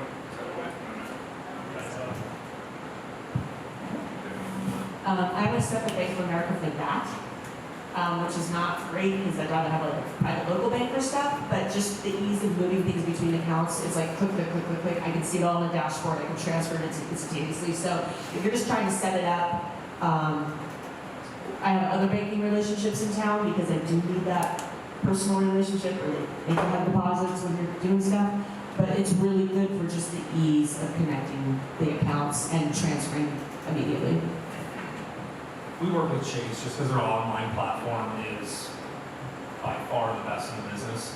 We've tried other things in private banks. It just doesn't work because we manage 40 different LLCs with our rental properties and our flip accounts and our construction accounts. So that's a little different. But one of the things I would say to that, like with Profit First and the operation of that, you mentioned the whole life policies, which is something that we invested very heavily with last year, and it's been a great thing, like just moving forward, creating our own bank and having our reserves tied up in whole life policies and then infinite banking. The cliff notes to that is it's basically a banking policy. You're investing in a whole life policy and you can borrow from it and pay it back and go through it. So we started setting it up for our tax account, for our profit account. My wife's worth like $8 gazillion dead, so am I. But you know, it's awesome just the way we set it up. But these are some of the financial literacy things that we're talking about, where don't wait to do something, right? Well, when I get more money, I'll do this. Because if you don't create the small habits, you won't create the big habits, right? They talk about it again biblically, like if you make $1,000, you won't tithe 10%. If you make $100,000, you're not going to give $10,000 because you didn't create the habit. So we all have to create the habits of creating reserves and not spending all of our money and living. I hate the term living below your means, right? I think that if you're planning things out and you're living on percentages, it's really easy to manipulate when you make money. Like it's going here, here, and here, and how to do it. The biggest piece that I can tell you that changed my life as far as financially goes is realizing that investing in a CPA that really knows what the hell they're doing will be the best investment you will ever make in your life. Hands down. I'm telling you right now, I hear all kinds of real estate agents, oh, my CPA charged me $1,000 last year. I'm like, I paid $40. The reason is because it's like having a full-time employee. I mean, we meet with her once a quarter, we go through tax strategies, we figure things out, and you would be shocked at the stuff that we have done and the things that we've buried legally all the way around. Because if anybody knows, the Bible's like 1,200 pages, the tax code is like 7,600 pages, and it's insane, right? But there's these little things, it's like, I don't even know if Sharane knows this yet, but gosh dang it. There's these little things that happen when somebody is really good for you. Sorry, I feel like I'm kissing you. There's things like last year when I started my coaching stuff and we do a podcast. Well, there's an R&D credit out there. It was $140,000 that we got back. What? Yeah, there is. Thank you. Right? I didn't know that, but she went through. She's like, hey, we're gonna do this, right? We also learned 5 years ago or 6 years ago to put our kids on payroll with the job description, doing those things. My kids, both in high school, have $50,000 IRAs, right? Because we learned how to get money out of the business. We learned all these different tactics, but it wasn't a long yet. How did you find her? Like, we're struggling with figuring out how to find the best CPA. It's tough. You know, I can make the referral. I don't know if she's taking any new clients on. She takes. Okay. Yeah, so it's reaching out, right? I mean, I would look for recommendations. The one thing if you're in real estate is finding a CPA that understands real estate investing.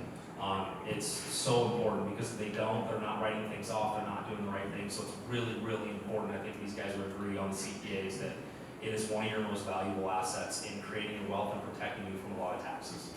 The value comes to the amount they save you. If you're paying more because they're saving you more, that's the CPA. I always ask the question, how much difference did you save on your clients' accounts when they came to you versus what they last had? Those are some of the questions you need to ask. Yeah, I don't add to that because I know there's some new people in the room. If you're not to that level yet, start now, like Steve said. I have a belief you shouldn't be out taking other people's money if you don't know what the hell's going on with your money. And I preach that really hard in my groups and my coaching and stuff. When I ask people, I'm not going to ask you guys to do it, who knows what their monthly expense is down to line items? Less than 5% of the room does. Do you know what your overhead is every month that you, like, do you know how many months runway you have for your home and for your business? Again, no shame, I'm not shaming anybody here, but these are questions, if you want practical things to walk out of this room with, start there. Especially in a shifting market, you need to, I can tell you today exactly how many months of reserves I have for everything. It helps me make decisions. Should I buy something now? Should I not? What kind of stuff should I do? Should I take a prep? Like, that's what we do. So, don't need fancy software, do a spreadsheet. Break it down by line items. Being practical, because I know that people in this room are not doing that. Number two, exactly what Steve said, if you're gonna do the profit first, habits become habits. So if you literally can only take $2 and move it to profit, if you're doing profit first, start doing that now. When the money starts coming in, you're like, I already have it set up. Made 30 grand on that deal, boom, it goes. So those are practical things I think we can get really high level. but I know the room has a lot of mix. Like, start with the basics, and you will feel so much better. I know a lot of you, we're going back to mindset, get real anxious about taking people's money and doing private money. And if you don't know what's going on, then you're a narcissist. We can talk about that later. But you should feel responsibility. These people are trusting you with their money. This is their money they really worked hard for. Don't fuck it up. So how are you managing their money if you're not managing your money? And I think we're seeing that in this market shift.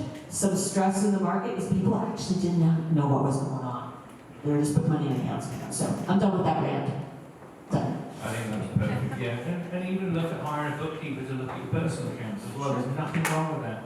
If that takes some of the strain off you to pay somebody $100 a month or whatever it's going to be, look at your personal finances that saves you from spending $250 that you didn't know you were spending unnecessarily, pay that person to do it. That'll give you the visibility. You look at the dashboard once a month when your P&L comes out for yourself. That financial integrity will give you so much more confidence, like Sharane said. Next question, come on. Give us some question. How can we add value to you guys? What can we do? How can we add value to you guys? Yeah, or how can we collaborate? Go ahead, Sharane, or I'll go. Do you want to switch mics? Sorry. Adding value, I mean, sharing the content that we all put out, is value that because we're trying to grow our audiences for what we're doing, but I also think it's value that you can add to your communities. It's important. I think the other value, like collaboration-wise, is just what deals can we work together on, right? Where's the problem? How can we work through that? Like any three of us are always looking to solve the problem with somebody. My goal, which like these guys, everything's a win-win. Everybody makes money. Nobody's getting screwed. That is the thing that I live by, and same thing with the seller. The goal is how do we solve the problem for the seller, or even sometimes the buyer, right? I mean, that's you don't know what you don't know. And you only know what you know through experience. You're as much as success is a key thing, your failures are even better. Right? How do you learn? You learn through failures, right? That's what creates success. Because once you fail at one thing, you figure out how to do it better or not do it again. And then you move on to the next thing. I mean, that was the biggest things that we learned, which I was hell-bent on when we came out of it. I mean, literally, we had lost $1 million in cash, and we had $1.2 million in personally guaranteed debt when we lost our house to foreclosure, and 2 toddlers. And I was just hell-bent that we were going to pay this off without filing bankruptcy. To what you said, right? People are trusting me. We are managing a lot of capital, and I have to be really clear on what we're doing, and it's really important. And Sharane's right. If you can't manage your own money, you shouldn't be managing somebody else's, right?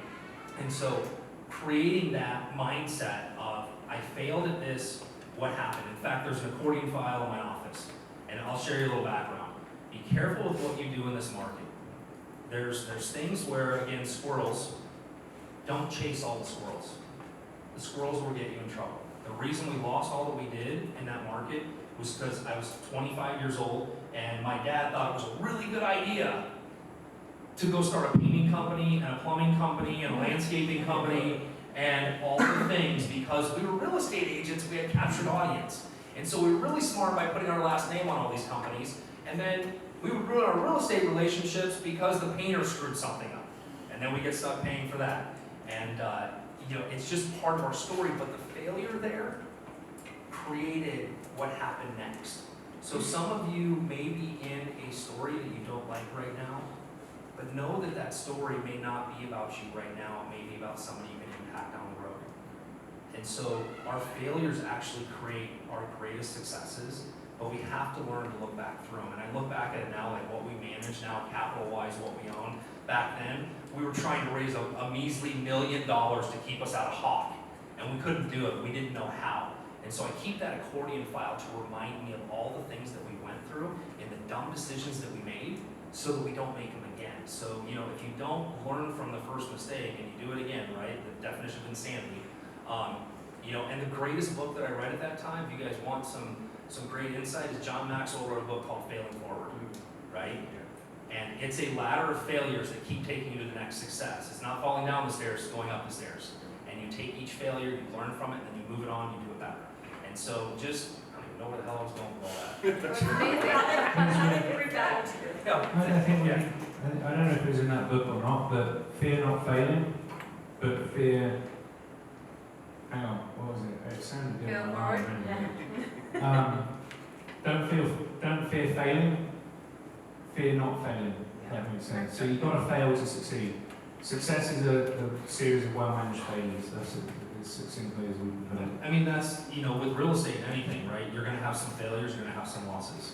And, we learned early on, I mean, when we were doing flips, there were some of them that I get the P&L at the end of it. I'm like, what the hell happened here? I thought we'd make money and we didn't, right? We weren't watching the numbers, but, when Wendy got Builder Trend, which was our construction software, everything's dialed down like within $1,000 in budget. And then we do full P&Ls on every property that comes out, because I want to know at the end of the year, what do we spend on cabinets, what do we spend on kitchens? And so we can dial things in and move things around, and everything's about knowing the numbers, right? So that's really important. So sorry I went long-winded to your question. No, that was awesome.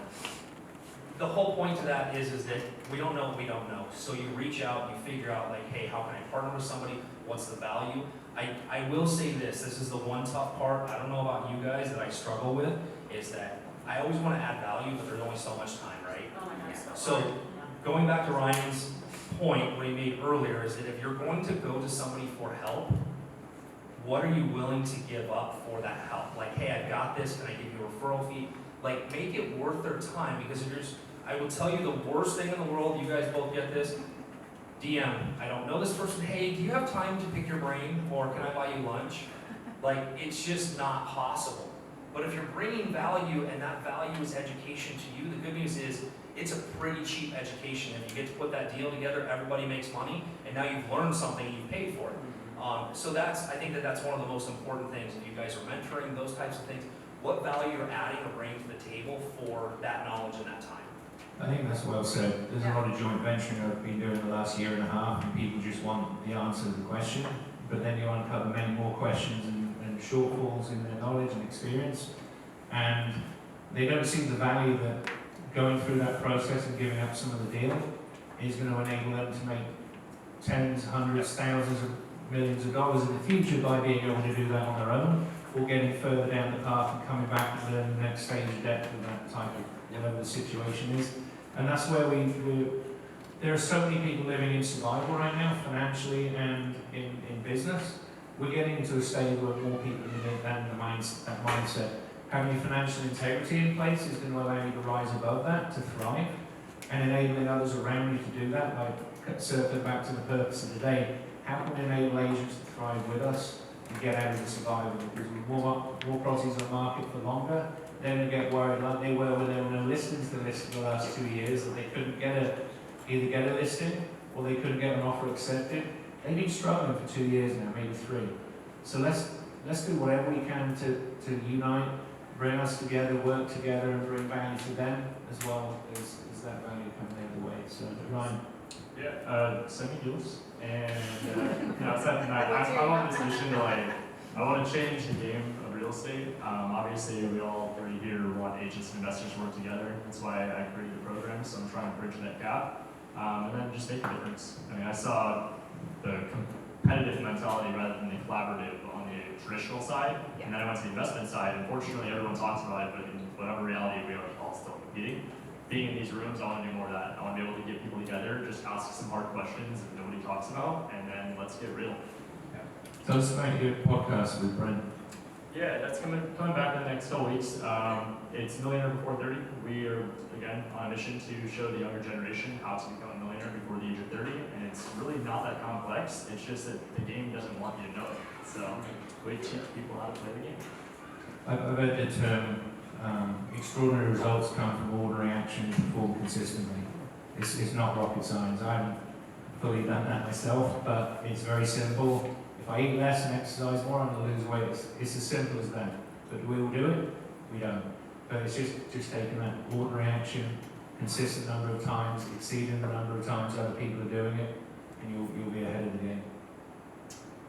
How can we work together? So I think Steve makes a really good point. We all get blown up, and we all have servant hearts, and we all want everybody to win, which I think is a good thing, but it can be a lot, especially it's getting to be more. So I would say to Steve's point, if you have something that you need help on a specific deal, it is a nice thing to say, hey, if you'll help me, I'm willing to do this or that or whatever. It's just common courtesy, right? The second thing is to be really respectful. I'm just talking on this point, because sometimes people are like, I don't know how to handle that. Like, I don't even know what that means. So be respectful. When you're asking for something, I'm sure all of us, when we get to our phones, are gonna have 6,000 messages and everything else. Be to the point. You know, if we don't get back to you, follow up, because I got lost, but don't be annoying. I mean, I know this sounds basic, but people are like, I don't know what to do. If you just have general question, realize the thing that any of us can answer in 5 minutes took us 20 years and a million fuck-ups to get to. So honestly, it might seem like an easy answer, but that's true. So just respect that, I think. I just saying, I think it's sometimes until you sit up here, you don't realize how much is coming at the people that sit up here, between the emails and the DMs and the texts and which we all do this because we're giving our time because we want you guys to all win, but just to be respectful about that.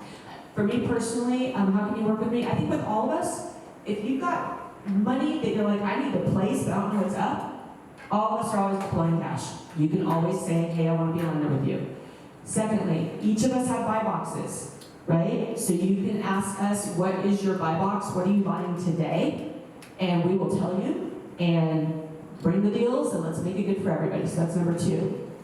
I like Steve's share what we're all doing. That would be really helpful. And I think the biggest one for me is go do something today to make yourself better. We just gave you, that's why we do this. We're here because we want you guys we all get freaking pumped when people win. My day is made when I get a message from somebody I forgot that I talked to about something. They're like, hey, we talked 8 months ago, kind of like Steve's story with his dad, and I was here shitless, and I went into this thing, and I got my property, and like, it's the greatest thing. We want you to win. So we talked about 6,000 things today. Hopefully 1 or 2, you're like, ooh, that kind of either hit me, I didn't want to hear it, but I needed to hear it, or it inspired you, or you got an idea. Don't leave this room without scheduling it, texting the person, sending the email, doing whatever. Take an action before you leave here. Pick 1, 3 would be great. Move the meter. I always say to my students, because I know because we asked, you don't have to be a Carlos or a Pace Morby or whatever. You define your own success. In my course, I break it down if you took down 1 property a year. 1. For the next 10 years. At today's market, actually, it's even better now, but 400,000, that at 5% interest, that's our average. Be worth $18 million when you wake up in 20-some years, right? Like, define your own success, but take the action. Don't compare yourself. Ryan said that. I think it's super, super important.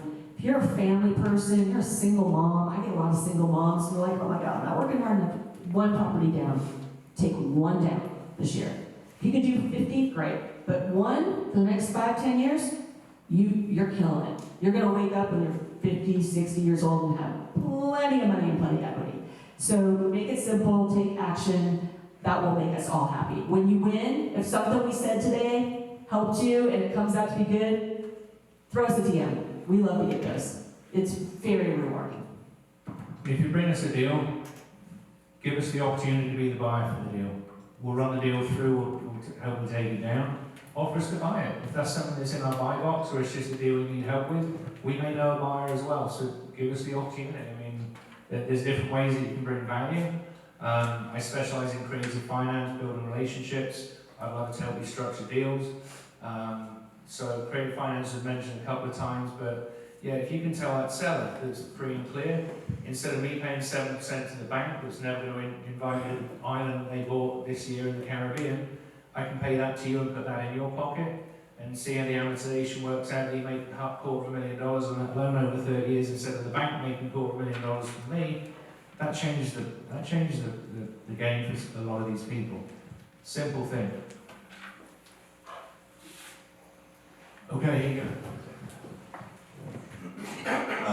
Steve, so you say that you got $12 million in funding. So recently I just got a bunch of investors to do 8 million. When we were doing that, I have a couple questions for you. When do you know to let a lender lose somebody that's just really hard to work with? And then also, you said that you're making hard money lenders, majority of them. Why do that rather than pooling all the money together and selling the fund? And being able to work much quicker? What's the Cutting somebody loose, just cut them loose. Just give them their money back. My CFO loves to do that. She's like, oh, I just investor, I just gave them their money back. I'm like, can we have a conversation before you do this? She's like, no, they're a dick. I'm like, okay, right, your call, you're the one that runs the money. The reason I didn't pool things is because the same reason I don't do, my rental portfolio is not in a portfolio loan. I play a lot of chess, okay? So playing chess with these guys, it gives me the flexibility to move when I want to move, right? So, you know, when I use a traditional hard money lender, it's probably because I'm out of money. But then if I, like right now, we're trying to move things around. So we had a couple of properties where we're gonna have to keep as rentals that had traditional like 10% hard money on. Well, now these guys are taking that lender out and we're putting it in at 7, and now we'll just hold on to that property. So it's the ability to move and breathe and not have everything in one thing, because sometimes, I don't know what the rules are with pooling money, but you know, we've all heard the Ponzi schemes and all the different things. So I just like things separated. It makes my CFO happier that it's tied to properties, it's tied to those leverage.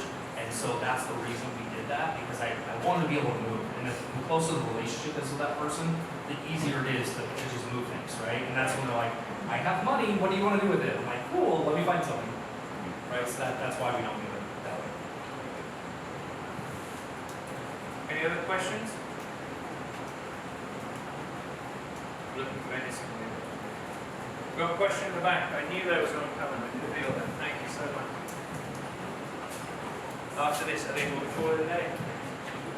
Well, really, I just wanted to thank you guys for your time. I came from the traditional side. I have a team. I have 92 agents in 16 different states. How many states? 16. And so, yeah, but so I don't manage all of them.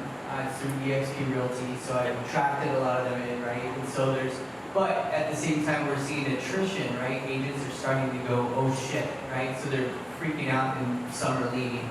And so I started to go down the investor path right at the beginning of January because I saw things changing. I'm calling Tina Tambor and I'm saying, what the hell's going on? And so as we're kind of looking, obviously the last few months things got kind of weird, and obviously production has kind of gone down. So I wanted to start to go down this pathway for my agents to provide them something else of value so that they could kind of survive this time. So as we're going through this, right, I'm learning about infinite banking, and I'm learning about sub-2, and I'm learning about wholesale, and I'm learning about, you know, we had Ryan on our show a few weeks ago. So I guess I'm learning about all this stuff, and I'm bringing this up, and we're having these conversations, but I'm looking for that like, how can I show an agent how to get started today to be able to make money and find their own investors, right? You know, I'm talking with Pace. He's talking about start with, go get 10 real investors that are investing right now. But what kind of advice do you have for somebody like me to where I can go back to the people in a big tactical way so that right now they can get started making money? Would you like to answer it? So I'll let you go. No, I mean, there's a million things, but the number one thing I would teach your agents is definitely what Pace says, get your investors, start putting them on social. People are buying. Who's buying today? Who's buying today? So they have to buy boxes. I would. It's very confusing for agents to get into this stuff, right? It's really overwhelming. But I would teach them to start walking into their listing appointments as consultants, and I would teach them probably three different tactics. So I would teach them every time you walk in, you're going to say, we can sell this on the MLS, this is what it's going to look like, and run the numbers with the holding costs. You know, this is going to take 6 months, blah, blah, blah, blah, here's your net. I would teach them to identify if the person, to always go in and say, is it free and clear, to know what a seller sell might look like, because that's going to be very appealing to your investors. And it's also going to be very appealing to non-qualified buyers who don't want to pay the rates right now. I would teach them the basics. They don't have to understand it, but how do you identify when something could be a route or a step 2? And when I say what I would teach them is I would teach them, so this is what I teach. Here are my 5 key questions, because that will tell you if it could be one of these things. And then tell yourself, I've got 3 or 4 different ways that you could sell this thing. Can you give me 48 hours to kind of put all the numbers together and come back to you? Because I want to give you all your options to get the cash out the way you want to. And then you can help them structure it. Send them back out, and you will get the deal and we'll place it. Every time. And so I would do that since we're lifting heavy and things aren't moving. And so now you can just start matchmaking, and I would run my team like an investment matchmaking team. Yeah. What do we have? What properties were they trying to do? I mean, Steve does this to a certain extent already. But I would keep it very simple for the agents in like, here's your questions and here's why you're asking. You need to know what the mortgage is, what rate, and just I hate to say dumb it down because that sounds derogatory, but make it very simple, and then you run the command center and just start. The second thing I would do is have your agents start marketing to other agents. Let me solve your problems. Let us help you move your listings that you can't move, and start taking those referral fees through an investment thing. So I would start being a hero to agents. I love that. I think you said it a lot nicer than I would just say, like, you need to ask them the question. Most of them are traditional, right? Just buyers and sellers.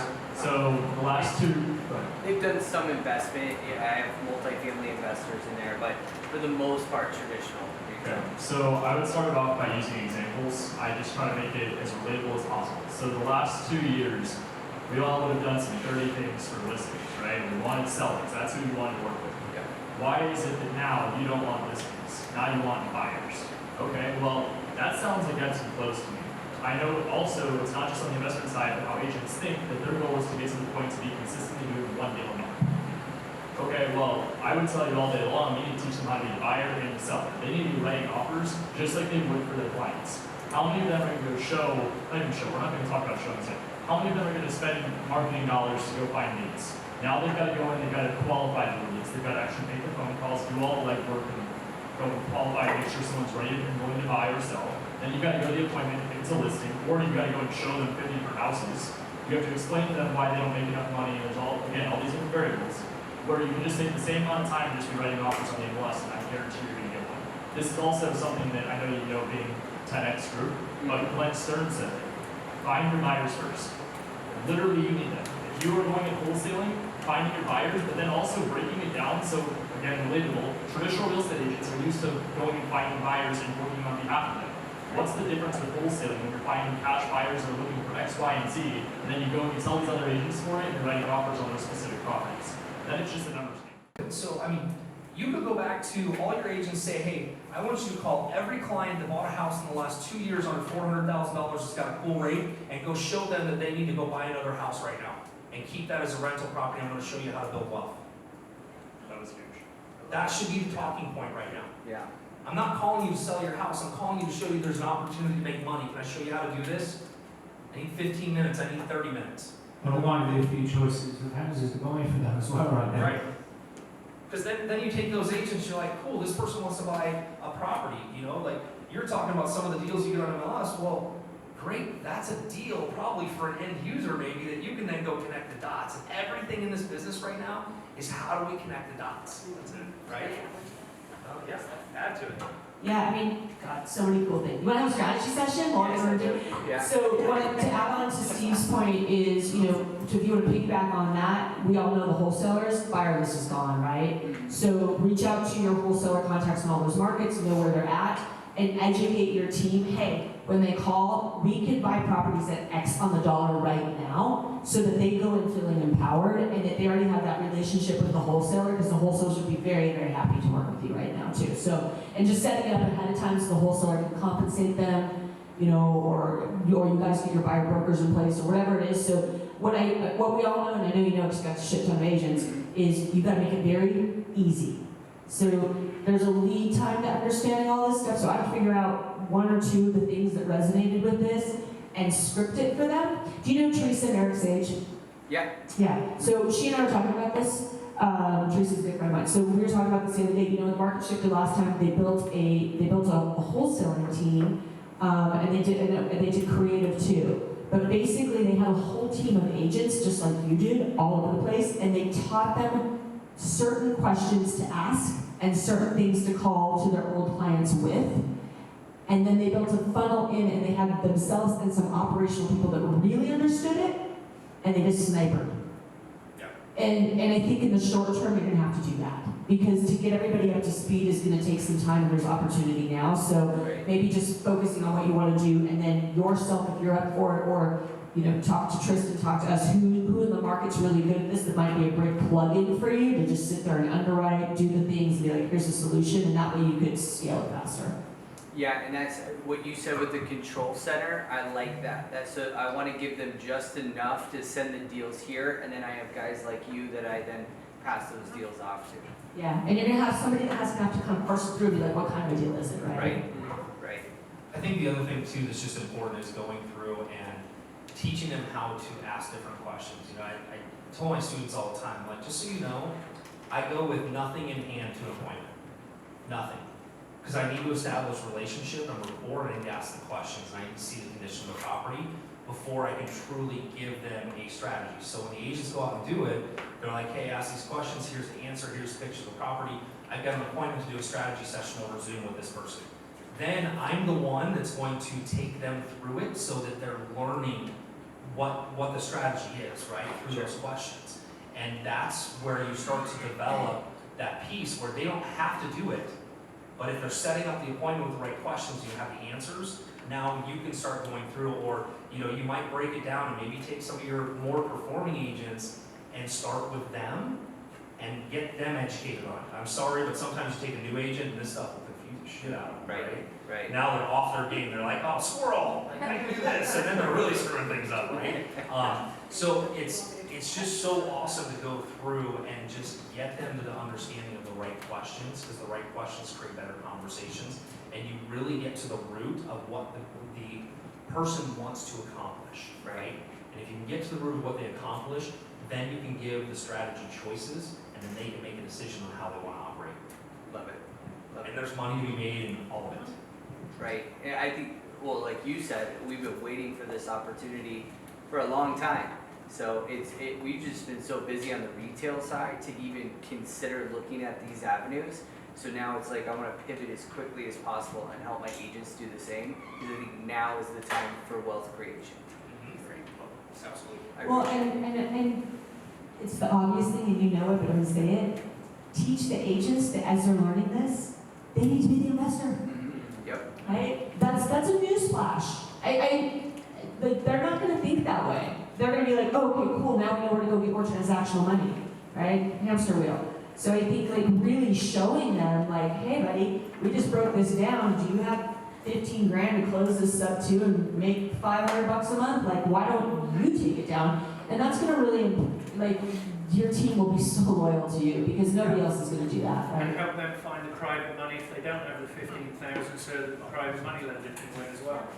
I think the other thing too, that Ben Kinney has a great scenario with his team. He's like, you do 1 to 2 deals a month, you get to stay here. He's talking about transactions, right? And then he goes down the list of doing 3 to 4, and then I will partner with you on something, right? So, we're getting ready to do it with our team where it's like, hey, who has $5 grand that wants to invest in this deal? Because now we can walk them through it, right? They're vested in it, they're learning it, they're understanding it. So when you start talking about 92 agents, right, you start pulling or partnering depending on who's been there the longest, right? They need to be vested, they need to trust, but that is a way to show them through the process. I love it. Thank you. I have a quick question. How do you guys manage teaching and running your own business at the same time? That's a question. This one is not easy. I'm probably the newest student teaching on this panel. I will tell you that it's been my biggest struggle has been time management, and I'm not the guy to talk about time management anyway. but I will tell you that I found that I'm a better teacher at times than I am an investor, and then I find there's other days that I'm a better investor than I am a teacher. So I'm constantly jumping between the hats. What I find is I just have to prioritize. So there is set time blocks when my students are, hey, this is our coaching calls. This is, if you need anything, text me first, don't call me. Then they understand kind of like the expectation being set, so they're not expecting me to drop everything the minute that I have this. I also try to make sure they understand where I'm coming from, that because I run a business, I practice what I preach, so I need you to understand, me doing this business is also gonna help me be a better teacher for you later down the road. So it's a lot of understanding, setting expectations. I feel like I got the safest answer out of it. It's so hard. Really setting expectations with whoever you're teaching.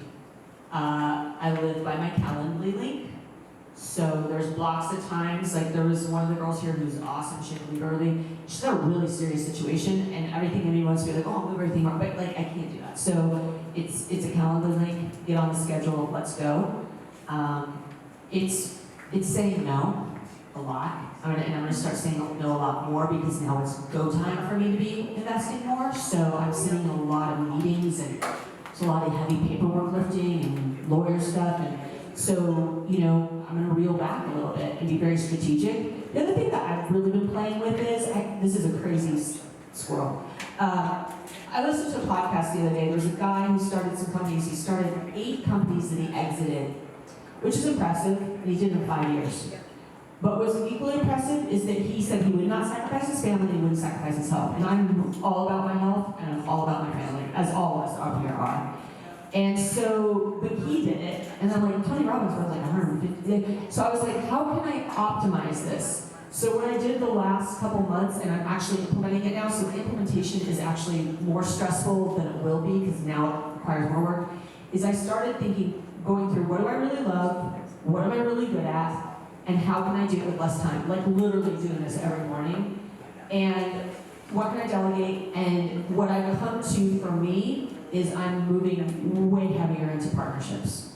Way heavier. So I kind of narrowed in on the 2 or 3 things that I really like to do and I'm pretty good at. And I was like, I am willing to not miss out on the opportunity. You get half, I get half. Let me stay in my lane. You know, and just really leveraging partnerships is where I'm going with it. TBD, check in 90 days. My stuff has been all about hiring the right people to buy more time. So, you know, you surround yourself with different things. So I'll give you an idea of what gives me the ability to still do these things, which is interesting because neither one of these guys will do it. I still will. You know, I have certain clients that I will still go out and show houses with. I have certain people, like when I go up to Munns Park, that is my favorite place to be, and I work that market. It gives me an excuse to get out of this freaking God forbid heat. But here's the deal. We started, and my real estate team is run like a business. It is not a team structure. Everybody is an employee. Everybody has a certain thing that they run and that they do. And they are all, and they know this, they are all an extension of me. That's it. So everything that goes on right now is an extension of me. My CFO takes all my investor calls. She handles all the money. She deals with Wendy's company, with my company, but she handles the investor relationship, which, by the way, was really hard to let go of. But if you have the right people in place, you will be able to expand, and you will buy time, and you will buy less stress. You know, Erica, who manages my real estate operations, my only goal is to ink a deal, and she will take it to the finish line. I don't have to do anything else. She negotiates the way I do, she handles the clients the way I do, all the things. And so those two have been with me for 8 years. And so CFO and what's she's my operations manager. I mean, she's a transaction coordinator on steroids. Yeah. Okay. I'm just wondering, I'm thinking, I guess the question that goes along with what you're saying is like, what if you had to say your top 5 people that help you? I know there's a million that you have, but your top 5 people that you would recommend somebody newer to make sure that they have starting out. Like a CFO? Well, you're not going to need a CFO until you're managing a bunch of money. What you do need is a bookkeeper to make sure that you're looking at the numbers, right? This is what I see real estate agents doing all the time. Same thing with some newer investors is they're not looking at the numbers, they're not managing things, right? And you can't do it 3 months later. Because if you're doing it 3 months later, it's a lag indicator rather than a lead indicator. right? So you're like, oh shit, I screwed that up 3 months ago, I didn't know it, and all of a sudden you're here, you're like, if I would have known then what I know now. So having your financials done, like Tristan said, right, hire somebody to get the data in the books, right? And then, you know, it's always about, like what Sharane was just saying, hire the things out that you don't want to do and be willing to let go of it. What I did with Erica was 4 years ago, I came back from Mastermind, and I remember listening to Drew Canoli, who's running a $100 million Organifi company, supplements. And he said, you know what? The best thing I ever did was realize that if somebody can do something 80% as good as I can, peace out. They will learn the other 20% along the way, and you have to give them grace, right? So when I came back from that, I literally came in, we got all the corporation documents together, I put Eric on everything, and I'm like, I will no longer sell my flips. You will price them, you will negotiate them, and you'll bring the check back. I don't want to know. I will see the P&L when it is, because what happens is I let go and I stop being greedy, thinking like, oh, my house is worth so much more. And then they started selling faster and things started happening faster, and I got out of my own way. And sometimes we're in our own way, right? That operation manager is key, and it's just something critical around you. And then for those of you that are trying to do your social media and do things, God, right? That's a squirrel. Social media is a squirrel for me, but I hired someone, our CMO, he manages everything, all the filming, the podcast, the production, all that stuff, and we've got another guy that creates the content and posts it and manages my DMs, and another girl that manages all my Facebook stuff and posting and DMs and comments, and she only sends me stuff out of those when it's important. Other than that, sorry if she liked your thing, it just is what it is, right? Unless it's an important question, she's like, hey, it was good to see you, right? It's just going through, so it's at least engagement. But that was a huge piece too on the social side, was just finding something to manage that piece to, again, keep me in my lane. And my lane is strategies. My lane is talking to consumers and talking to agents and solving problems so that I can do the things that I truly love, and getting outside the box with people and getting them to see what's possible is what it is. It's not, you know, again, showing homes, and some of us are not willing to give some things up. I mean, I work with a very select few of clients, but, you know, everybody else is passed off. That's helpful, thank you. So I also think look really hard at your personal life. I don't make my own food. I have somebody come in once a week. She makes all my food. Health is really important to me. This is exactly what I want. It's done. I have a VA that I chose to hire, a local VA that handles my personal and my business. That was a requirement, so for a lot of cool stuff. But she's also here. So if I'm really in a shitty week where I'm like, oh, I gotta run around and do stuff, and it's personal because it's my mom's birthday and I don't have time to go get the cake or whatever, she handles that. So I do think that, and that's something that I did when I was 6 months into being an agent. I hired my first assistant to handle both when I didn't even know how I was going to pay for it. So sometimes you hire ahead of what you need to grow into. It will make you level up. Ended up being 7%, top 7% in the world. It worked out, but I didn't know how I was going to pay her in the beginning, right? So I would say look as much on your personal life as you are on your business, and what kind of things that you. Health is like numero uno for me. I don't go to the massage. The massage therapist comes to me. I found somebody to come to my house. I just try to figure out how to optimize all the things that I can do, including my personal life. Now, if I love making food at night and that's relaxing, then you should do that. But getting somebody to do your laundry for $12 an hour is cheap. And sometimes I think when we feel really overwhelmed, it's because we've got a lot of personal, especially I'm going to talk to the women in the room. Women, we are ants. We move the fucking castle. We do a lot. We're coordinating trips, mom's birthday, this, that, oh my God, somebody's sick. We handle a lot. My husband and I talk about this, we talk about this a lot, but we just do. We're nurturers. So start looking at your personal life as strategically as you do your business life. Yeah. You're always looking at ways to buy time. Okay? That's where people come into place, all those things. And you can't feel guilty about buying time. Okay? It's insane. It took my wife a couple of months to like, okay, well, we'll go ahead and do that, right? We hired a house manager. Sounds lame, right? You sound like a spoiled brat. Like, oh, we need a house manager. But the reality was, I was tired of watching her do all the things Sharane was just talking about. Laundry, the stuff on the weekends. I'm like, oh, we want to do things. We want to go up to Months Park. We don't want to be stuck here. We found a gal, she's retired banker. She's like family now. I mean, God, she takes the dogs to training, and she comes in and does the laundry and cleans the house 3 times a week. It's $300 a week. It's a lot of time and a lot of quality that you get to buy for those things. So you just have to work through and not feel guilty about those. And the other thing too that is really critical, life coach told me one time when I was really pissed at my dad after he passed, he says, hey, your dad taught you things to do and not to do, right? One of the things I learned not to do from my dad is some people will go out and like hire the cheapest person to do a job. Right? My dad would be like, why do you pay that person? Why do you pay that person so much money when I can get 3 people for that? I'm like, I only need 1.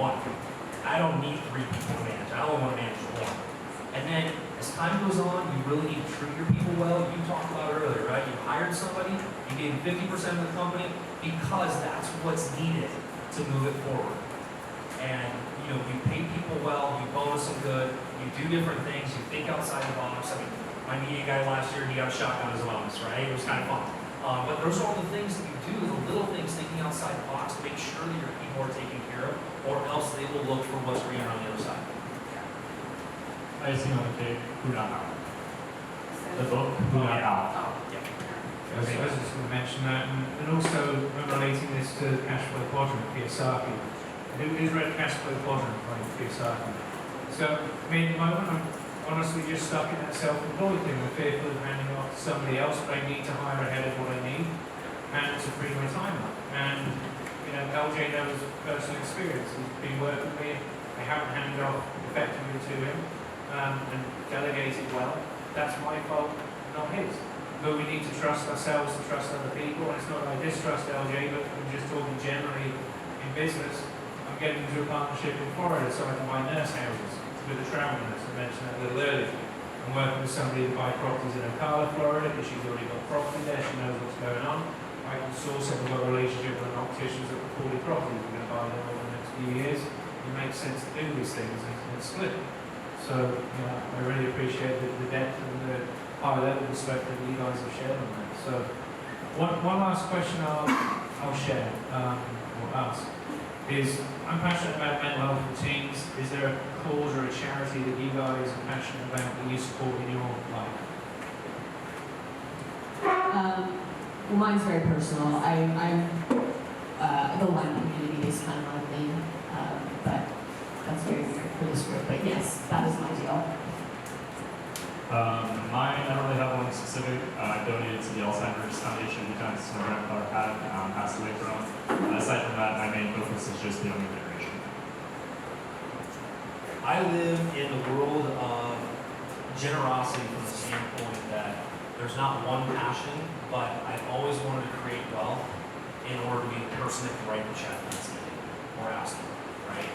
Or donate. Like we donated a house, and we've done that a couple of times. It's also when you get to the point to where you can be generous and you can live that way and not impact the way you live, and then you're just kind of prepared for opportunities to arise, and that's what we love, right? It's like, we've donated houses to Phoenix PD for sex operation savings, right?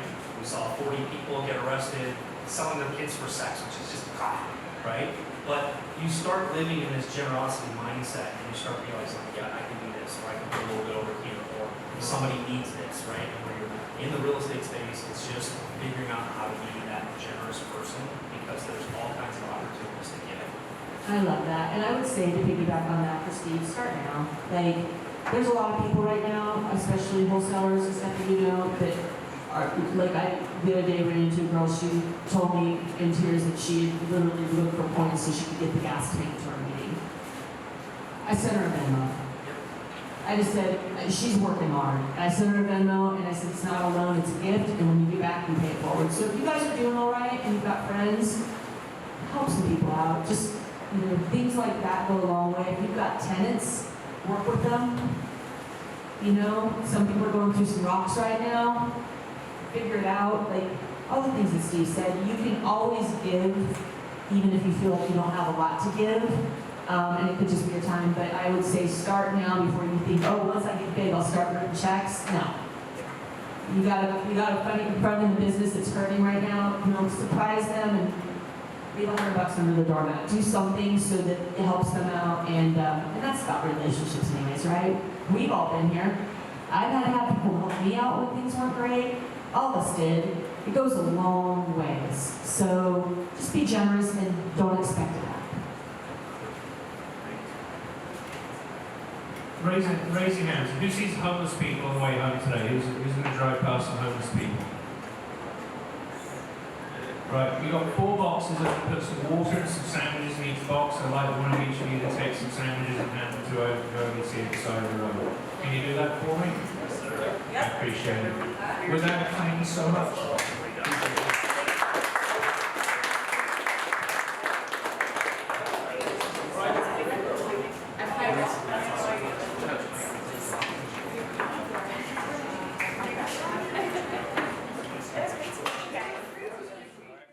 September was such a great meeting. I had a wonderful time, some great takeaways, and thank you again to Ryan Zolin, Sharane Dorrah, and Steve Valentine. Please use the links below to follow them on social media and see how you can bring value to them and work with them in the future. Let's collaborate.